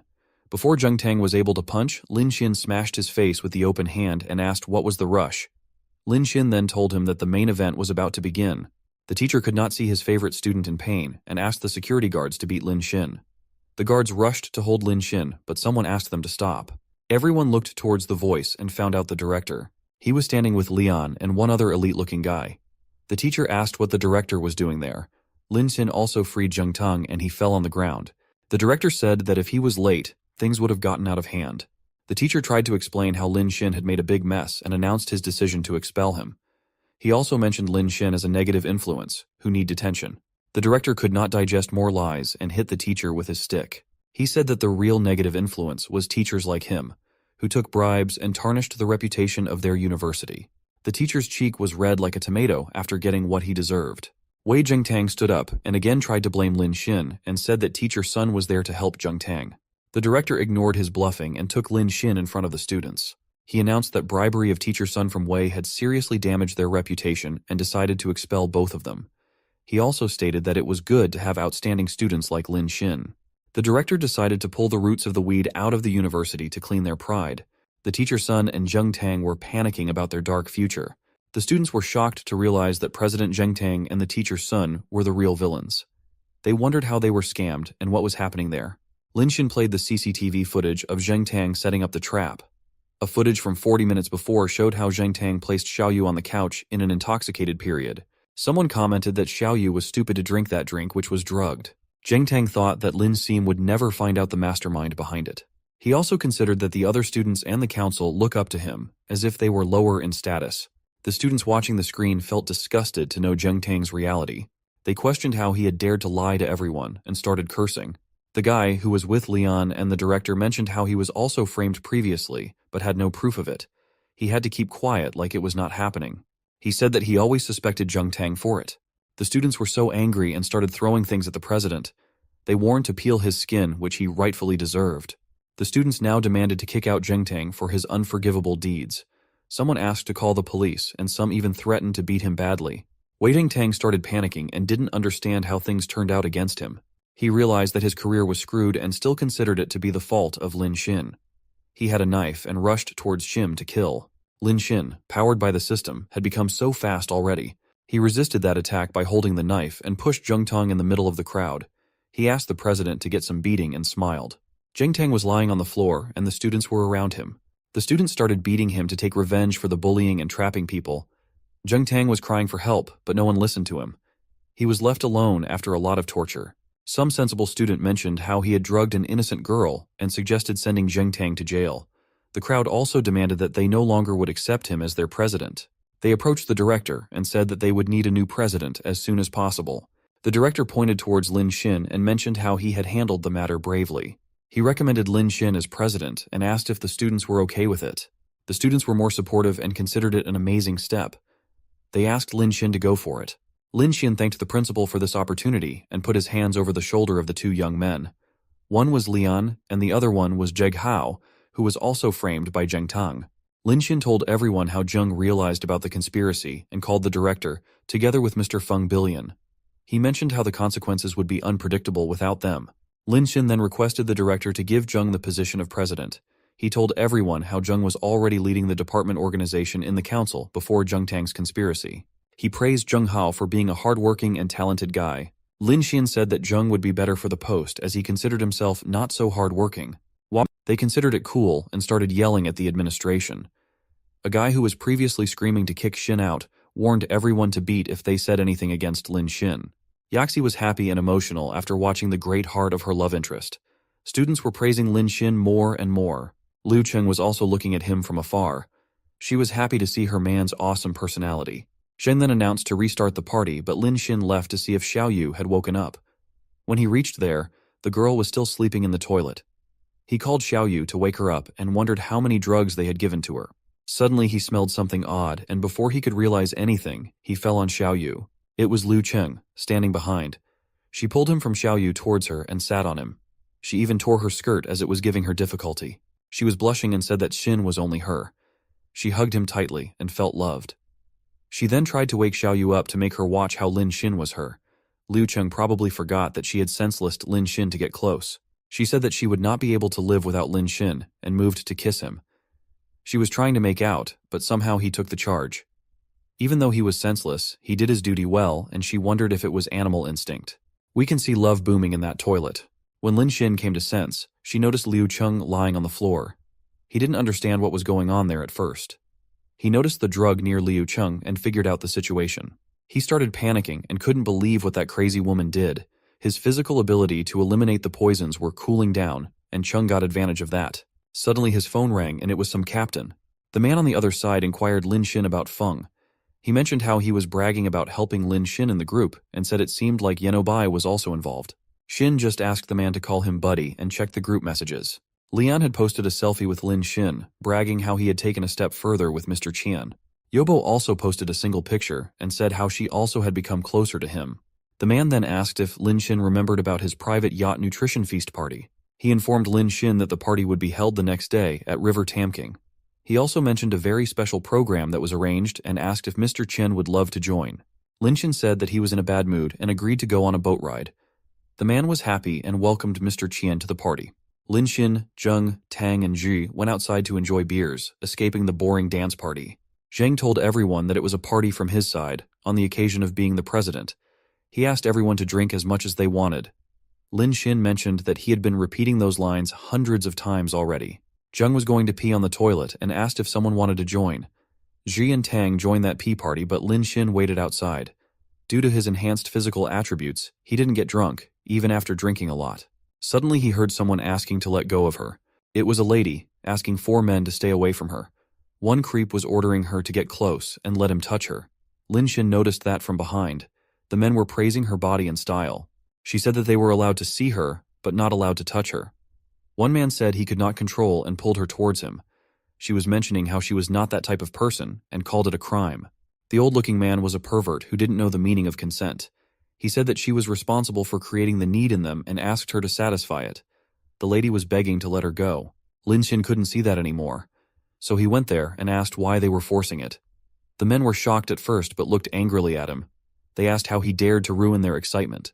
The old man asked Lin Xin to go and mentioned how it was not some kind of a show. Lin Xin resisted and stayed there. The men were furious to get a hard reply and decided to beat Lin Xin. They had no idea of the ability Lin Xin had. Even though the lady tried to stop it, Lin Xin started beating the 4 men alone. Within a moment or two, he beat them one by one. Everyone fell to the ground, and the lady tried to wake the old man up. She asked angrily if Lin Xin had any idea how dangerous it was. The system recognized her to be a high-level woman and started the counterattack. Her name was Shen Aodong, 25 years old, with height 172 centimeters and weight 50 kilos. Lin Xin looked at her, wondered how the mission was started, and thought that she looked innocent. He considered it unfortunate, as she was a hooker. He advised her to find a good job instead of those jobs, to live freely. He left the place after that. Sean couldn't understand what he had mentioned. She was wondering from where he popped up and single-handedly defeated all those men. She was sad that her plan was ruined. A man was still asking for help, so Shan smashed his face with her high heel. She called someone called Roger and introduced her as team leader. She informed them that the suspect had been dealt with and she was ready to bring them back. She also asked the 4 teams to return back to headquarters. It seemed like she was on some mission. On the next day, Lin Xin went to the boat with the captain. After getting him on the ship, the captain left to discuss some business on another ship. When Lin Xin entered, he noticed a lot of men making up with some bikini girls. He was pleased with the place and the girls. Shen was also there, wearing a cat dress. Someone was on call with her secretly. The person asked if she was able to get close to the target. She informed them that she had been looking for the target and asked them to be ready to act any time. Her mission was perfect without loopholes, but Lin Xin had ruined it the previous. She wished no disturbance this time, but suddenly Lin Xin appeared. He asked if she was the girl from last night and appreciated her new job as a waitress. He was actually there to chase some free drinks. Shen was shocked and asked what Lin Xin was doing there. She wished Lin Xin not to ruin her mission again. A man called waitress Shen and Aodonga to go near him. The man was old, had 2 guards, and 2 ladies were busy pleasing him. He was wearing only a short and heavy gold necklace. Shen asked if the man needed some champagne. One escort of that man asked if she was new, and if she didn't know what type of service he had demanded. She mentioned that the old man wanted to play with her. She called the man, Jin, mentioned his wealth and power, and said that he would treat her well. Some other 2 men also supported this. The man stated that he wanted to play with something fresh and threw a lot of money on Shen's face. He asked her to come over and take that money. He was making some creepy gestures to call her. Shen thought about her business but couldn't even complete it. Lin Xin came in between and stated that they don't provide those kinds of special services there. He also called Jin to be a rat-tail juice and mentioned how it was illegal. The man got angry and asked how a waiter had dared to come there to teach him a lesson. Lin Xin tried to explain how he was invited by the owner to enjoy. The escort said that Lin Xin looked like a waiter and claimed Xin to be lying about the invitation. She mentioned how they had never seen him at parties before. She asked if he was playing some drama like the hero saving the beauty. She also demanded to see his invitation letter. Lin Xin said that he had no letter as he was invited directly by the captain. He asked them to confirm it by asking him after arrival. Lin Xin was busy eating some fruits Shen had served. A bald man said that a ticket to enter that ship costs 100,000 per person. He asked Lin Xin not to joke about someone inviting him there. They thought Lin Xin had sneaked and someone asked to kick him out. The man said that he didn't care who Lin Xin was and demanded that he kneel down and apologize. He warned Lin Xin to break his private parts before throwing him into the sea. Jin also asked the waitress to kneel down, but for a different purpose. They asked Shen not to pretend like she was innocent after getting on that ship. The guard moved toward them in order to force the apology. They wanted to teach Lin Xin and Shen the rules of the rich man's game. Everyone surrounded the 2, and she tried to hide herself behind Lin Xin. Shen calculated that she would lose a lot if she closed the trap she had set for the target, who was not seen in the party till then. She knew Lin Xin had skill to fight, but afraid that he would not be able to beat so many people alone. Lin Xin was not worrying a bit and asked the people if they said that anything could be bought with money. He then suggests calling the boss of the ship. The old man was shocked and kept watching what Lin Xin was doing. Lin Xin dialed the number, but the line was busy at that moment. He thought that the captain was unable to receive the call because he was in a meeting. The other people on the ship didn't understand the situation. They laughed how they were almost convinced by him for 3 seconds. They accused him of pretending to call the boss. The escort sitting on the old creep's thigh asked Lin Xin to buy the whole ship to prove his richness. She promised to kneel down to him if he could do that. The man also said that if Lin Xin bought the ship, the waitress would be Lin Xin's, and he would let Lin Xin hook that night. He asked if Lin Xin was really able to buy that ship. Lin Xin agreed to do that and asked a waitress to bring their captain. Jin also asked the waitress to do it. Since the main captain was not there, he mentioned how other captains would be able to buy and sell the ship. He remembered the name of the assistant captain to be Xiao Zhang. He asked to bring him there, hoping to insult Lin Xin. The captain arrived and referred to the old creep as President Kim. Kim said that Lin Xin was interested in buying the ship and asked to make a deal with him. The captain laughed and asked if Kim was joking. He mentioned that the ship was so expensive that even Kim could not afford it. He called Kim poor, actually. He asked how a young guy like Lin Xin could afford that ship. Lin Xin asked the captain to stop his nonsense and ordered to tell him the price. He took out his golden card, which was shocking for everyone. Their jaws dropped in the air and eyes became wide open. They wondered if it was a black card from Dragon Bank, but noticed a little difference. They asked if it was an advanced version, but a lady considered it fake. Shen was feared and asked Lin Xin to stop embarrassing himself. She decided to give up on her mission, as she didn't want Lin Xin to get in trouble for her. Lin Xin asked her not to worry and was ready to start his show. The girl looked at him and her favorability increased by 5%. The captain then prepared some documents and showed it to Lin Xin. He mentioned that the original price of the ship was 700 million and added a 100 million as urgent processing fee. The total was 800 million, and all formalities were described in the digital document. He asked Lin Xin to sign on it and pay the amount. One person promised to swim back home if Lin Xin bought the ship. Someone asked Mr. Kim to stop messing with Lin Xin and suggested playing with the waitress. Lin Xin was looking at the document for so long, so the captain asked him to do it quickly. He also ordered Lin Xin to get off the boat immediately if he could not afford it. Lin Xin handed the paper back and said that he was not going to sign it.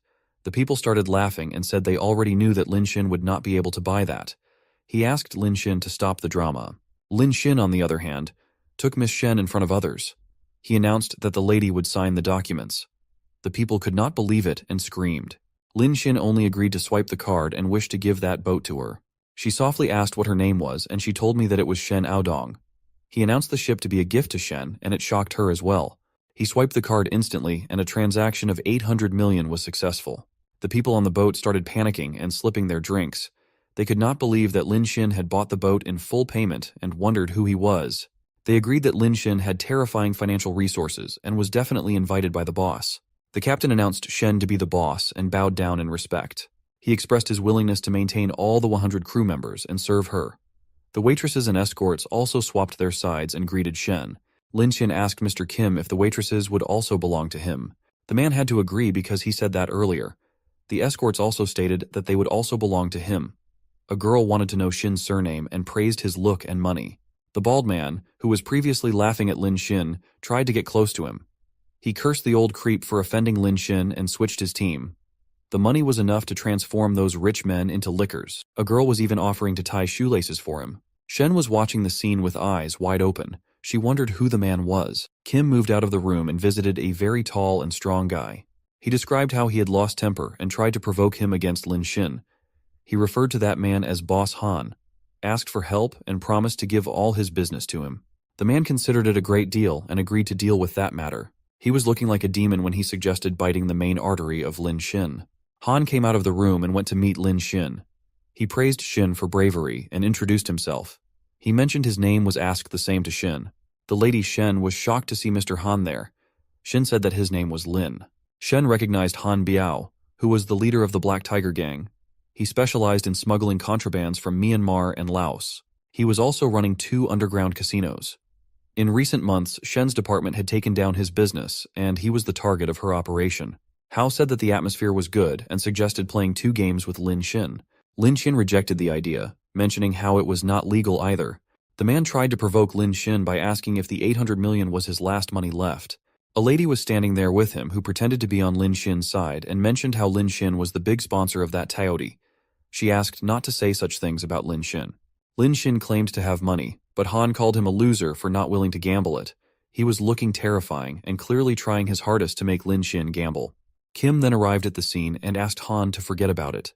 He mentioned how some people can't afford to lose money and teased that they would not be able to sleep if they lost even 200 yans, and proposed to play by himself. Shen had understood the trick and asked Lin Xin to not listen to them.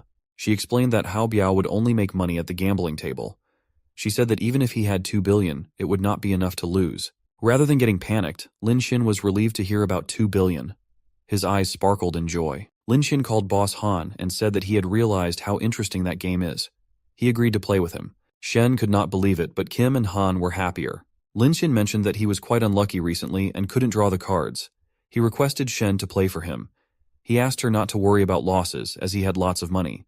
He offered to pay all the winning prices to her. Shen didn't want that and asked if he was crazy. She said that he would lose badly. Lin was happy inside as he had other plans to get benefits. If Shen lost 2 billion yuan, he would get 200 million in cash. He considered it more profitable than spending on female anchors. He was actually bored, tapping the screen repeatedly. He wished to lose all his counterattack money so that he didn't have to do anything and live peacefully. They sat on the table and Han suggested playing simple blackjack since Lin Xin didn't know how to play baccarat. It sounded good to Lin Xin too. Shen was wondering about the situation. He remembered how he had bought her a ship as a gift and calculated that she was not in a position to reject his request. The people were shocked and wondered how a waitress would be able to beat Han in gambling. Shen also had no choice but to play for Lin Xin in order to hide her identity. The people knew that Lin Xin had enough money to make Kim cry, but also knew how all the money in the gambling table would go to Han's pocket. They considered Lin to be a rich and dumb kid. The dealer was the lady, who previously asked Han not to badmouth Lin Xin. She asked them to deal with the cards. Han wished Lin Xin good luck and asked if he would need more chips. Lin Xin didn't care and asked Han for anything he wanted. He was ready to gamble and Shen was watching him with confusion. In the first round, Boss Han won the game but Xin had no regret. Han suggested playing more and Lin Xin betted 200 millions in the next game. He also inquired why the denomination of the chips were so small and asked to exchange it for 2 billion. The attendant agreed happily but Shen tried to stop him. The people were shocked to see Lin Xin playing with such big amounts. They commented how Lin Xin had no limits. Han also praised the bravery of Lin Xin for it. He was secretly provoking Lin Xin to make him excited and imagined how his smuggling business would get recovered with 2 billions. In the next game also, Han won the 200 millions. Lin Xin kept increasing the bet up to 1 billion, but every time Boss Han won. Handel still asked if Lin was interested to continue the game and Lin Xin excitedly agreed. It infuriated Shen and she grabbed him outside the room. The people commented how the waitress was so proactive and asked if they were going to do sex instead. Shen pushed Lin Xin into a wall and put her hands beside him, keeping him in arrest. She asked if he lost his mind and was wasting money like that. Shen was angry and yelled at him. She asked if he was hoping to win the previously lost money by doubling money in every round. Her favorability increased by 3% at that moment. She asked him to stop it and mentioned how it was not a game of luck. This is the first time he had been walled off by a beautiful woman at such a big age. Lin Xin was blushing and enjoying the moment. He asked her not to be excited and said that he wouldn't blame her if they lost. He was trying to persuade her gently so that she was not scared. He understood how Shen had no idea why he was wishing to lose. Shen was embarrassed and set Lin Xin free. She said that she was not excited, but telling him that gambling was not luck. She was afraid that she was almost exposed because of her emotions. Lin Xin asked if it was impossible to win, and Han Biao was changing the cards. He mentioned movies where one can get the desired card face by rubbing it. He wondered if he should report it as he heard about bonuses for reporting crimes. Shen was tired and asked him not to get fooled by movies and their tricks of low grade. She mentioned how sensors were placed under the gamble table. She started explaining the whole trick to Lin Xin. Even before the cards come out of the dealer, the sensors know the number and order of the cards, and the dealer knows exactly who will be dealt the cards before the hog even starts. Then the dealer gives a signal through the Bluetooth headset, and Han Biao knows whether to double up or surrender. The sensors had the ability to detect stealing, changing, and bringing fake cards. She further mentioned how both the chip card and the induction loop were complementary to each other, and the function was designed to prevent players from cheating. The only thing that went wrong was the tips given to Han by the dealer, which was impossible to catch. Lin Xin understood why gambling was really harmful after listening to that. He said that it was easy when one knew the working method and suggested playing more. He promised to teach Shen a lesson about gambling. Shen was confused but agreed to go back to the table. Lin Xin then announced to check the gambling table, mentioning his doubts about something wrong. Han looked at him and had no problem in the test. He just said that it would break Lin Xin's heart. The people wondered if Lin Xin lost all his money and mentioned how he was looking anxious. They assumed that apart from the ship, Lin had nothing left. The bald man was relieved that he had not done any business with Lin Xin. The dealer lady also suggested checking her anywhere if he had any doubts. Lan Xin proposed to check it later, but at that moment was only focused on checking the table. He touched the table with his hands, activated level 3 strength, and said there was no problem in the table. He pretended to be clueless and upset. Lin Xin then suggested playing one more round and mentioned how the game was getting boring with time. Lin Xin called Boss Hao stingy because he only dared to put out only tens of millions each time, even after winning many rounds. He asked if Han was scared to lose money, and it made Han uncomfortable. The people also started gossiping about it, which was more frustrating for Han. They considered Han to be penny pinching compared to Lin, who was spending millions of money. Han decided to play big that time and betted 1 billion that time and asked to deal the cards. It was a very shocking and heart-stopping moment. The dealer started the game and Han was waiting for his tip.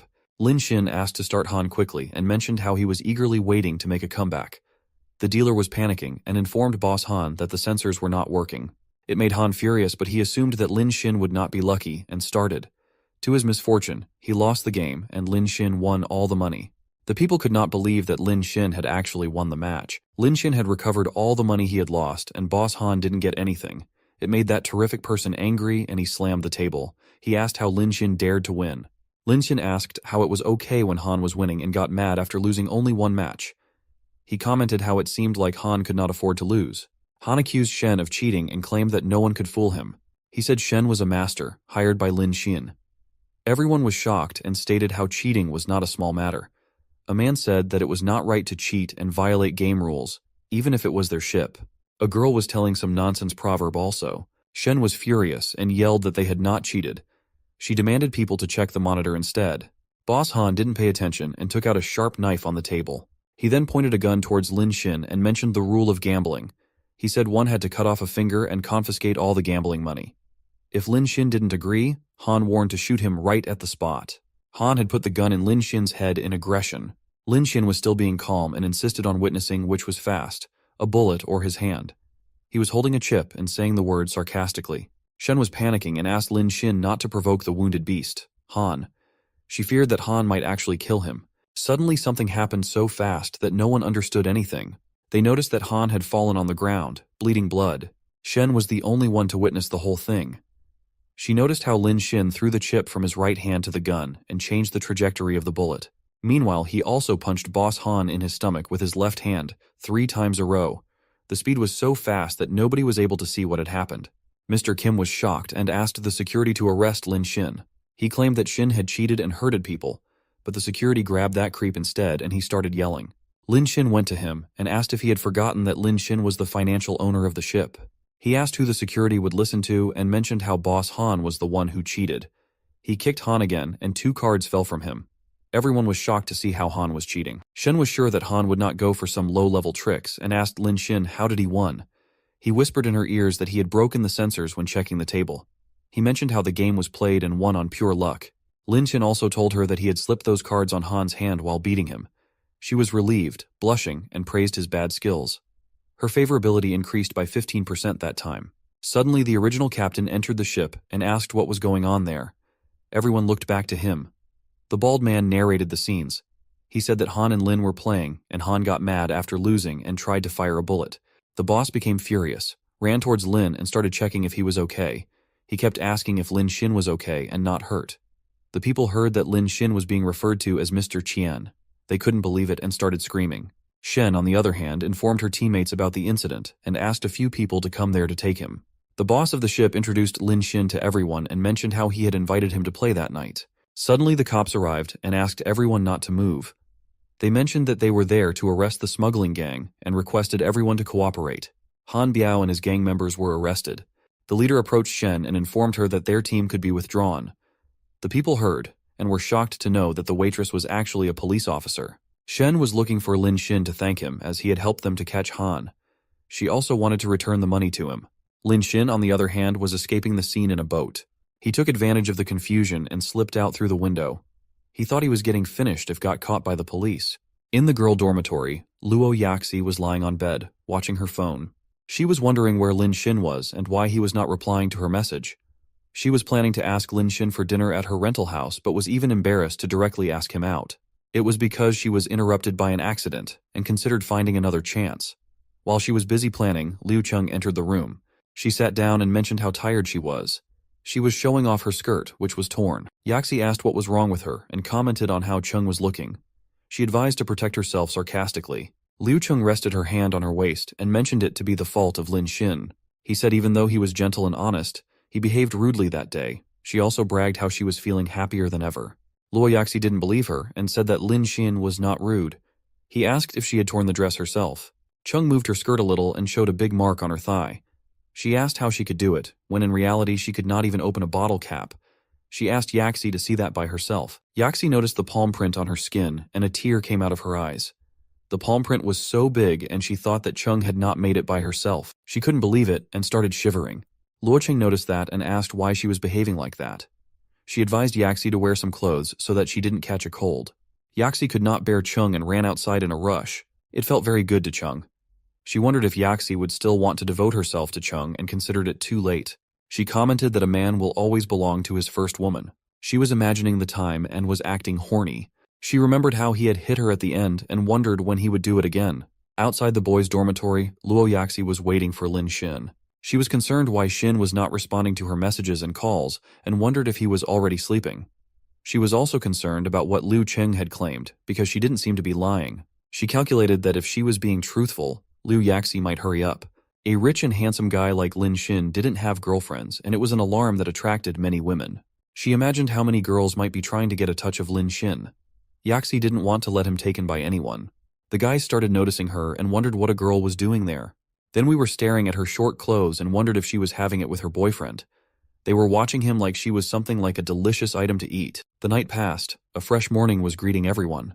Lin Xin was walking, eating some snacks. He was exhausted after fighting and gambling with those people the previous night. He was moving towards his dorm to sleep first. When he reached there, Luo Yaxi was standing there, sliding on a wall. He noticed her from behind and wondered why she was there. Some guys were also discussing her. They mentioned how she was there from the previous night. When Yaxi saw Lin Xin, she rushed towards him and threw herself on his chest. She was so desperate to meet Lin Xin and glad that he was finally back. Lin Xin got a bit emotional to see her admiration and asked if she was waiting for him the whole night. Liu Yaxi said that she knew how busy Lin Xin was and mentioned that's why she was waiting there. She wanted Lin Xin to understand how far she was from him. She praised Lin Xin for being so good and rested her head on his chest. She mentioned how there were many girls who might be chasing Xin as well. She expressed her willingness to be the most sensible one among them. Suddenly she started feeling dizzy and Lin Xin somehow grabbed her before falling. He asked if she was okay and held her in his hands. He proposed to take her back to the rental house. When they reached there, he gently shifted her to the bed.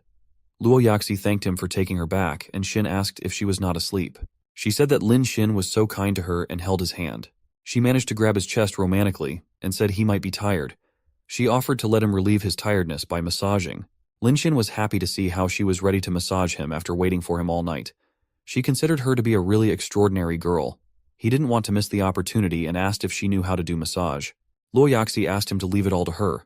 She made him lay on his stomach and sat on his legs. She started massaging him gently, here and there. It felt too good and Yaxi said that she had more ways to make him comfortable. She started massaging Lin Xin with her feet. It was so relaxing for Lin Xin and he was enjoying those golden moments. He mentioned how that rental house was far away from school and promised to buy her a house near the school in 2 days. Luo Yaxi was so happy to hear and kissed him on his head. She mentioned how much she loved him and her favorability increased 4% again to reach 95%. She promised to massage him every day and lied on his back. Lin Xin was also happy about it. After a few moments, Lin Xin fell asleep. Yaxi then took her phone out and informed Chung about the house Lin Xin promised to buy for her. Yaxi asked what she should do and also mentioned about the expensive bag he had bought a few days ago. She asked Chung if she should accept those gifts. Clearly she was trying to make Chung jealous and actually successful. Chung bursted in anger to learn about it. She couldn't believe how Lin Xin was spending money on Yaxi and considered Yaxi to be worthless. Even though she was not happy, she messaged Yaxi to accept those gifts. She didn't forget to mention how Lin Xin spending little money on dogs and beggars was not something Chung cared about. The two were messaging continuously. Yaxi mentioned how Lin Xin was spending money on her and teased Cheng by asking if he didn't spend money on Cheng. Cheng was offended, but pretended like money was not important in front of the bond she had with Lin Xin. She said that Yaxi would not understand their feelings. It was ironically coming from Cheng, who used to cheat Lin Xin for money. Yaxi was determined to send a selfie with Lin Xin together when he would buy her a house, and asked Chung to continue to be a trash. In the afternoon, Lin Xin woke up. It was refreshing to have a good sleep after getting massaged. He unlocked his phone to see who had sent messages. Suddenly, a rain of messages started on his phone. Yaxi messaged him yesterday, asking about his whereabouts. He also noticed Chung's message, with a photo of her. She mentioned how it was still hurting but felt good. She also had asked him to have a meal. There were also new messages on his phone. Smiling Yambo had informed him about finding a professional team and wanted to meet him. Xia Yuxuan also had messaged him, informing how she had sorted out the museum. Xiao Qiao also messaged him telling how she wanted to see him before leaving. Lin Hin was amazed and wondered why he had not read messages for a day. He also remembered how girls used to ignore him previously and didn't reply. Everything had changed after getting rich, and he was happy to have so many girls to spend money on. The only problem was dealing with them all at once. Another message was from the president, who informed Lin Xin about the arrival of the car he had ordered. He asked when he should deliver the car. Lin Xin had completely forgotten about the car and didn't even have enough money to buy it for him. He just messaged that man not to send it and proposed to pick it up by himself. He was free in the afternoon and decided to go and watch the car personally. Lin Xin went to the Yangjiang Auto Show conference to pick up his car. He was passing by some luxurious car in a clueless look. Some working ladies were welcoming the potential customers. Lin Xin was amazed to see that car show. He also thought about how Mr. Che showed his car as an advertisement. There were so many cars X that Lin Xin didn't even know the names. It was his first time visiting something like that. Some girls were doing photo shoots in those cars. He also noticed some foreigners in the show. A lady informed someone about the arrival of boss Steven. It was an old man, accompanied by two youngsters. The male was Shu Kyun and the female was Che Mengyun. Mengyun was busy on her phone, but Kyun kept asking her about drinks and food. She told him that she was neither thirsty nor hungry. Some ladies were updating Steven about the sale numbers. A waiter approached Steven and asked if he would like to drink. The man said no, but Lin Xin called him by waving hand. He was drinking happily, as he had not expected free drinks and food in the show. He also noticed a free ice cream counter. He knew the price for those were $30 for a small box. He went there and asked for some ice cream from the counter ladies. One of them turned her face, thinking Lin Xin was a poor guy. Another girl was smiling but informed him that the ice cream was finished. He turned around and thought that he should have come early. After Xin, a foreigner approached the ladies for ice cream. The ladies offered him a few and mentioned that the spoon was on the lid. She even asked him to use it slowly. Lin Xin noticed it and kept watching the counter. After the foreigner, a few Chinese ladies went and asked for some ice cream. The counter ladies told them that ice cream was finished. They were upset and about to leave. Lin Xin asked them to stop and yelled at the counter ladies. He asked why they had rejected him and the girls to give ice cream, but provided the foreigner. He inquired if they were looking at people's faces to give ice cream. The girls also realized it and noticed some foreigners having ice cream. They demanded to know what was going on. Being professionals, the ladies on the counter didn't stop smiling. They mentioned that those ice creams were only available for special customers. Lin Xin asked if the special customer referred to people from outside their country, and it made a counter lady angry. Lin Xin claimed that they still had ice cream and asked to give them one. The lady said it was the last ice cream, but Lin Xin demanded they open the box and show. Steven noticed the incident and asked Kyun about it. He wanted to know who was causing trouble in the exhibition. Kyun informed that it was a Chinese person, asked him not to worry, and promised to solve it quickly. Kyun asked if Mengyun was also worried about her brother Che's business getting affected. He asked her not to be afraid till he was here. The lady was annoyed with Kyun and didn't want to talk with him. She was just there because Kyun was running a cooperative business with her brother. She seemed to ignore him every time by looking at her phone. Kyun went near the ice cream counter and asked what was going on. The counter girls greeted their manager, Shu Kyun. Lin Xin asked if he was in charge and complained how those waitresses were serving only to the foreigners. Kyun asked what was his problem, mentioned that foreigners had money to spend, and asked about Lin Xin. He laughed at Xin for not having money and accused him of coming to the auto show to eat for free. The ladies and Kyun were laughing like lunatics. Lin Xin asked what was funny and mentioned that he was there to pick up his car. Kyun asked what type of car Lin Xin was planning and taunted that he might have a budget for a few $60,000.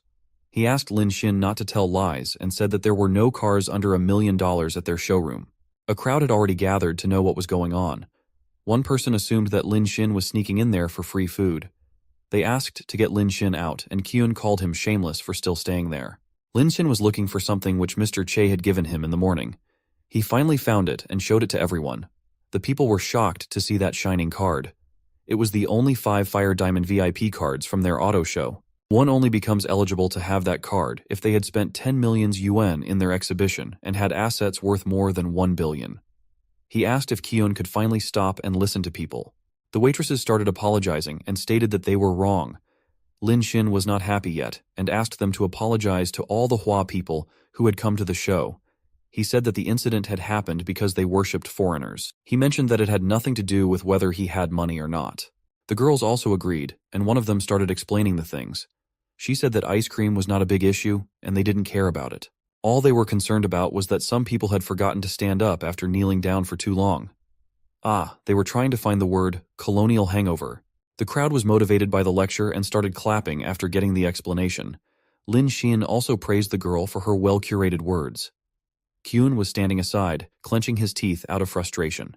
Suddenly, Mengyun jumped over Lin Xin and called him by name. Lin Xin didn't know who she was. She asked why he had not informed when he came and called if an important guest.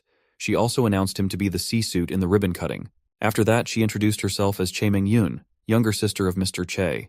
She mentioned how she had heard a lot about him from Che and admired him too much. Lin Xin said hello and wondered how he hadn't expected Che to have such a top sister.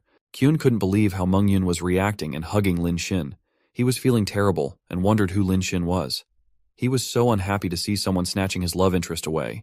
Mengyun then called Kyun and asked if those waitresses were from his Steven's motor sales company. She asked if he would solve the problem and looked towards him.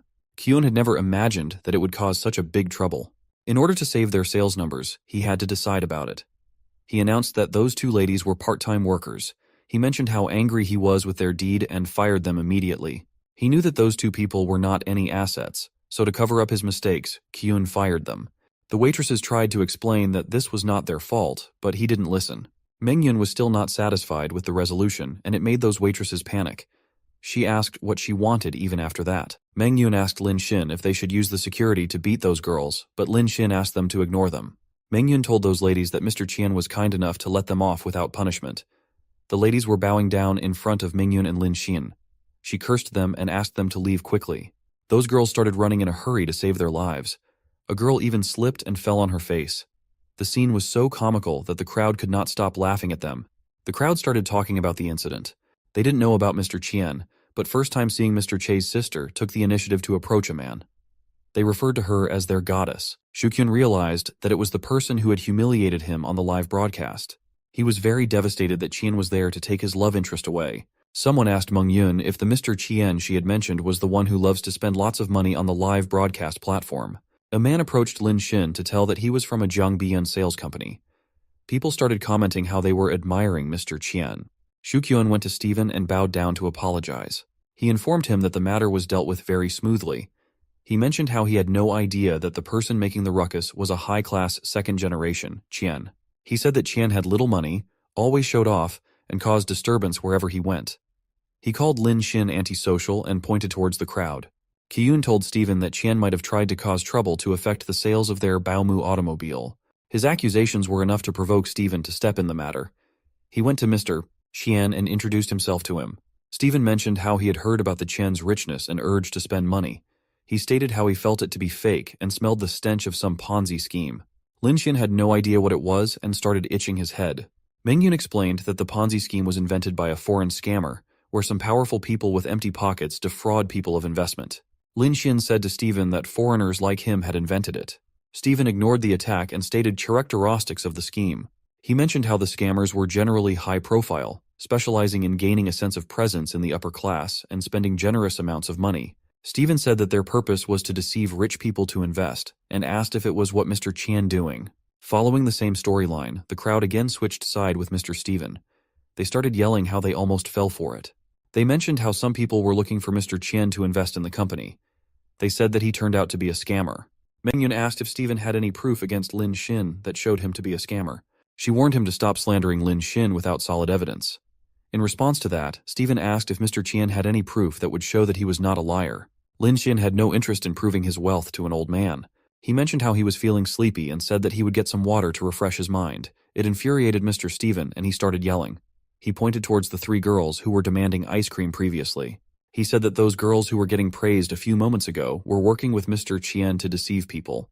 The girls were offended with that baseless claim and called it complete nonsense. Steven didn't step back and tried to terrify those girls. He demanded to know the truth and warned to call security otherwise. His face was looking terrible with a clenched jaw, intense eye contact, and furrowed brows. Lin Xin couldn't bear that anymore and returned to the stage. He congratulated Steven for pissing him off and agreed to play with him.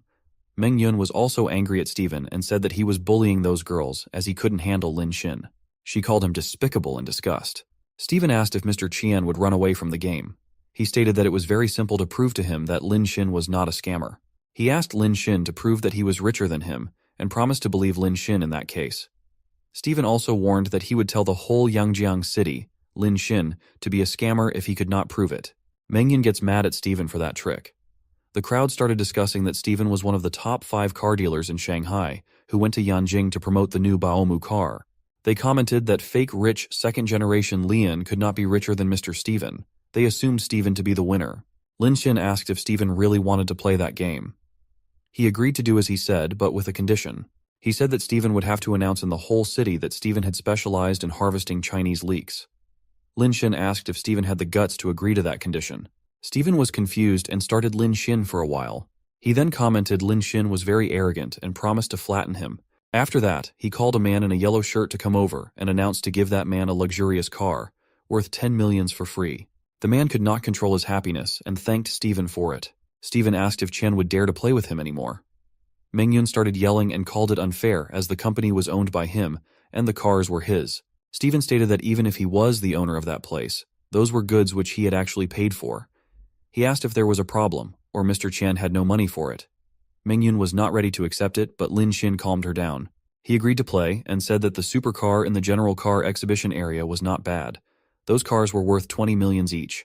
He announced to give the 3 girls, who were accused by Steven, 1 car each. He stated that it was to comfort them for being mentally hurt. He paid 60 million wens instantly. The crowd was shocked and started praising Xin again. They mentioned how Chen had paid the full amount without breathing. A man was embarrassed to doubt Mr. Chen before. He said that he was just kidding and never believed in Steven. The girls were also terrified to get such expensive gifts. They paid respect to Xin and couldn't thank him enough. Lin Xin asked not to take it personally and said that it was a competition, which they couldn't afford to lose to a foreigner. Mengyun was so impressed with Lin Xin and side-hugged him. She praised Lin Xin for being handsome and special. Steven said that it was expensive, but wanted to taste how many more Lin Xin could afford. Steven announced to give another 1 car worth 10 millions to a next passerby. He asked if Lin Xin would still dare to pick that up. To his surprise, Lin Xin also started giving cars to random girls. The two played the game for a while until Lin Xin had given a 32 millions worth car to a girl. Steven stopped the game there, and Lin Xin asked if it was all they had. Shu Qian approached Steven and informed him that their dealership was all out of cars over 10 million. There were only 2 cars left, which were given to Thomas. All the other cars were given to passersby, and they had lost tens of billions. Steven could not figure out how that is even possible. He wondered how Lin Xin was delivering a car 2 or 3 times the price of Steven's car, at full price. Lin Xin asked Mr. Steven what had happened and inquired why he stopped all of a sudden. He wanted to know if all cars were sold from the garage, or his card went empty. Mr. Steven was not yet ready to give up. He stated that those were just small fights. He agreed to admit that Lin Xin had made so much money by frauding people. He mentioned that he would not allow Lin Xin to run away Lin Xin. Steven then presented a luxury supercar. It was a Lamborghini Global Limited Edition, LP74. The worth was 40 million, and he claimed that Mr. Qian could not afford it. He was ready to give away that gorgeous car and asked how would Mr. Qian would deal with that. Lin Xin was looking at the car and wondered if it was so. Steven thought that Xin was afraid and asked if he wanted to run away. He mentioned that Xin would lose if can't match the level that time. Mengyun considered it too much and yelled at Steven. She mentioned that Lin Xin had already spent more money than him. She asked how Steven had dared to claim that he was following rules. To his defense, Steven mentioned how he only asked Lin Xin to pay the same amount as him. He said that he had never told Lin Xin to spend all his money. Steven clarified that it was none of his business if Lin Xin wanted to play more. Mengyun was so frustrated with him and called him despicable. A man commented that no matter how much money Mr. Qian had, he was just cheating others. He asked to find out relevant departments to investigate him. He also asked Lin Xin not to compete and said that a con man could never get his hands on a limited edition at once. The man who had promised to support Lin Xin was worried that Xin had lost all his money. Mr. Qian heard the word limited edition, went to a very lucrative car, and asked if it was what a lucrative car means. The crowd could not believe it, as it was the concept car Phantom of Rolls-Royce. Steven sarcastically said that it was just for exhibition, and not for sale. Shu Qian said that Lin Xin had hit the wall with his fakeness. They started insulting Lin Xin, mentioning Chinese idioms. They said that Lin Xin had made them appreciate what the idiom, a dog jumps over the wall, looks like. Steven called all the events to be a clown show and demanded Lin Xin to kneel down. He asked to admit him that Mr. Qian was a scammer. The pride was shining in his cruel eyes very well. He also advised Lin Xin not to play any tricks in front of so many people. Before he could even complete the sentence, Mr. Che rushed towards them. He was so fast that Steven was thrown out of his way. Che extended his hands towards Lin Xin to hug. He was excited to see Mr. Qian there and asked why Lin Xin had not informed him about his arrival. He said that he would have come there to pick Lin Xin up. Everyone was shocked by Mr. Qi there. He held Lin Xin's hand and showed him the Rolls-Royce Phantom ordered by Lin Xin. He also started apologizing for putting that car in the exhibition area to attract visitors. He hoped that Lin Xin would not mind that. Che also asked if Lin Xin would like to take a test drive at that moment. The crowd was shocked to see the climax. They yelled and asked if it was really the car of Mr. Qian. They couldn't believe what had happened in front of their eyes. Stephen was the one who also threw up blood. Lin Xin explained that he would not opt for the test drive. He said that he had faith on Mr. Che and was ready to swipe the card. He also announced that he would give that car to Che Mengyun. The girl couldn't not believe her ears, and Lin Xin kept staring at her with admiration.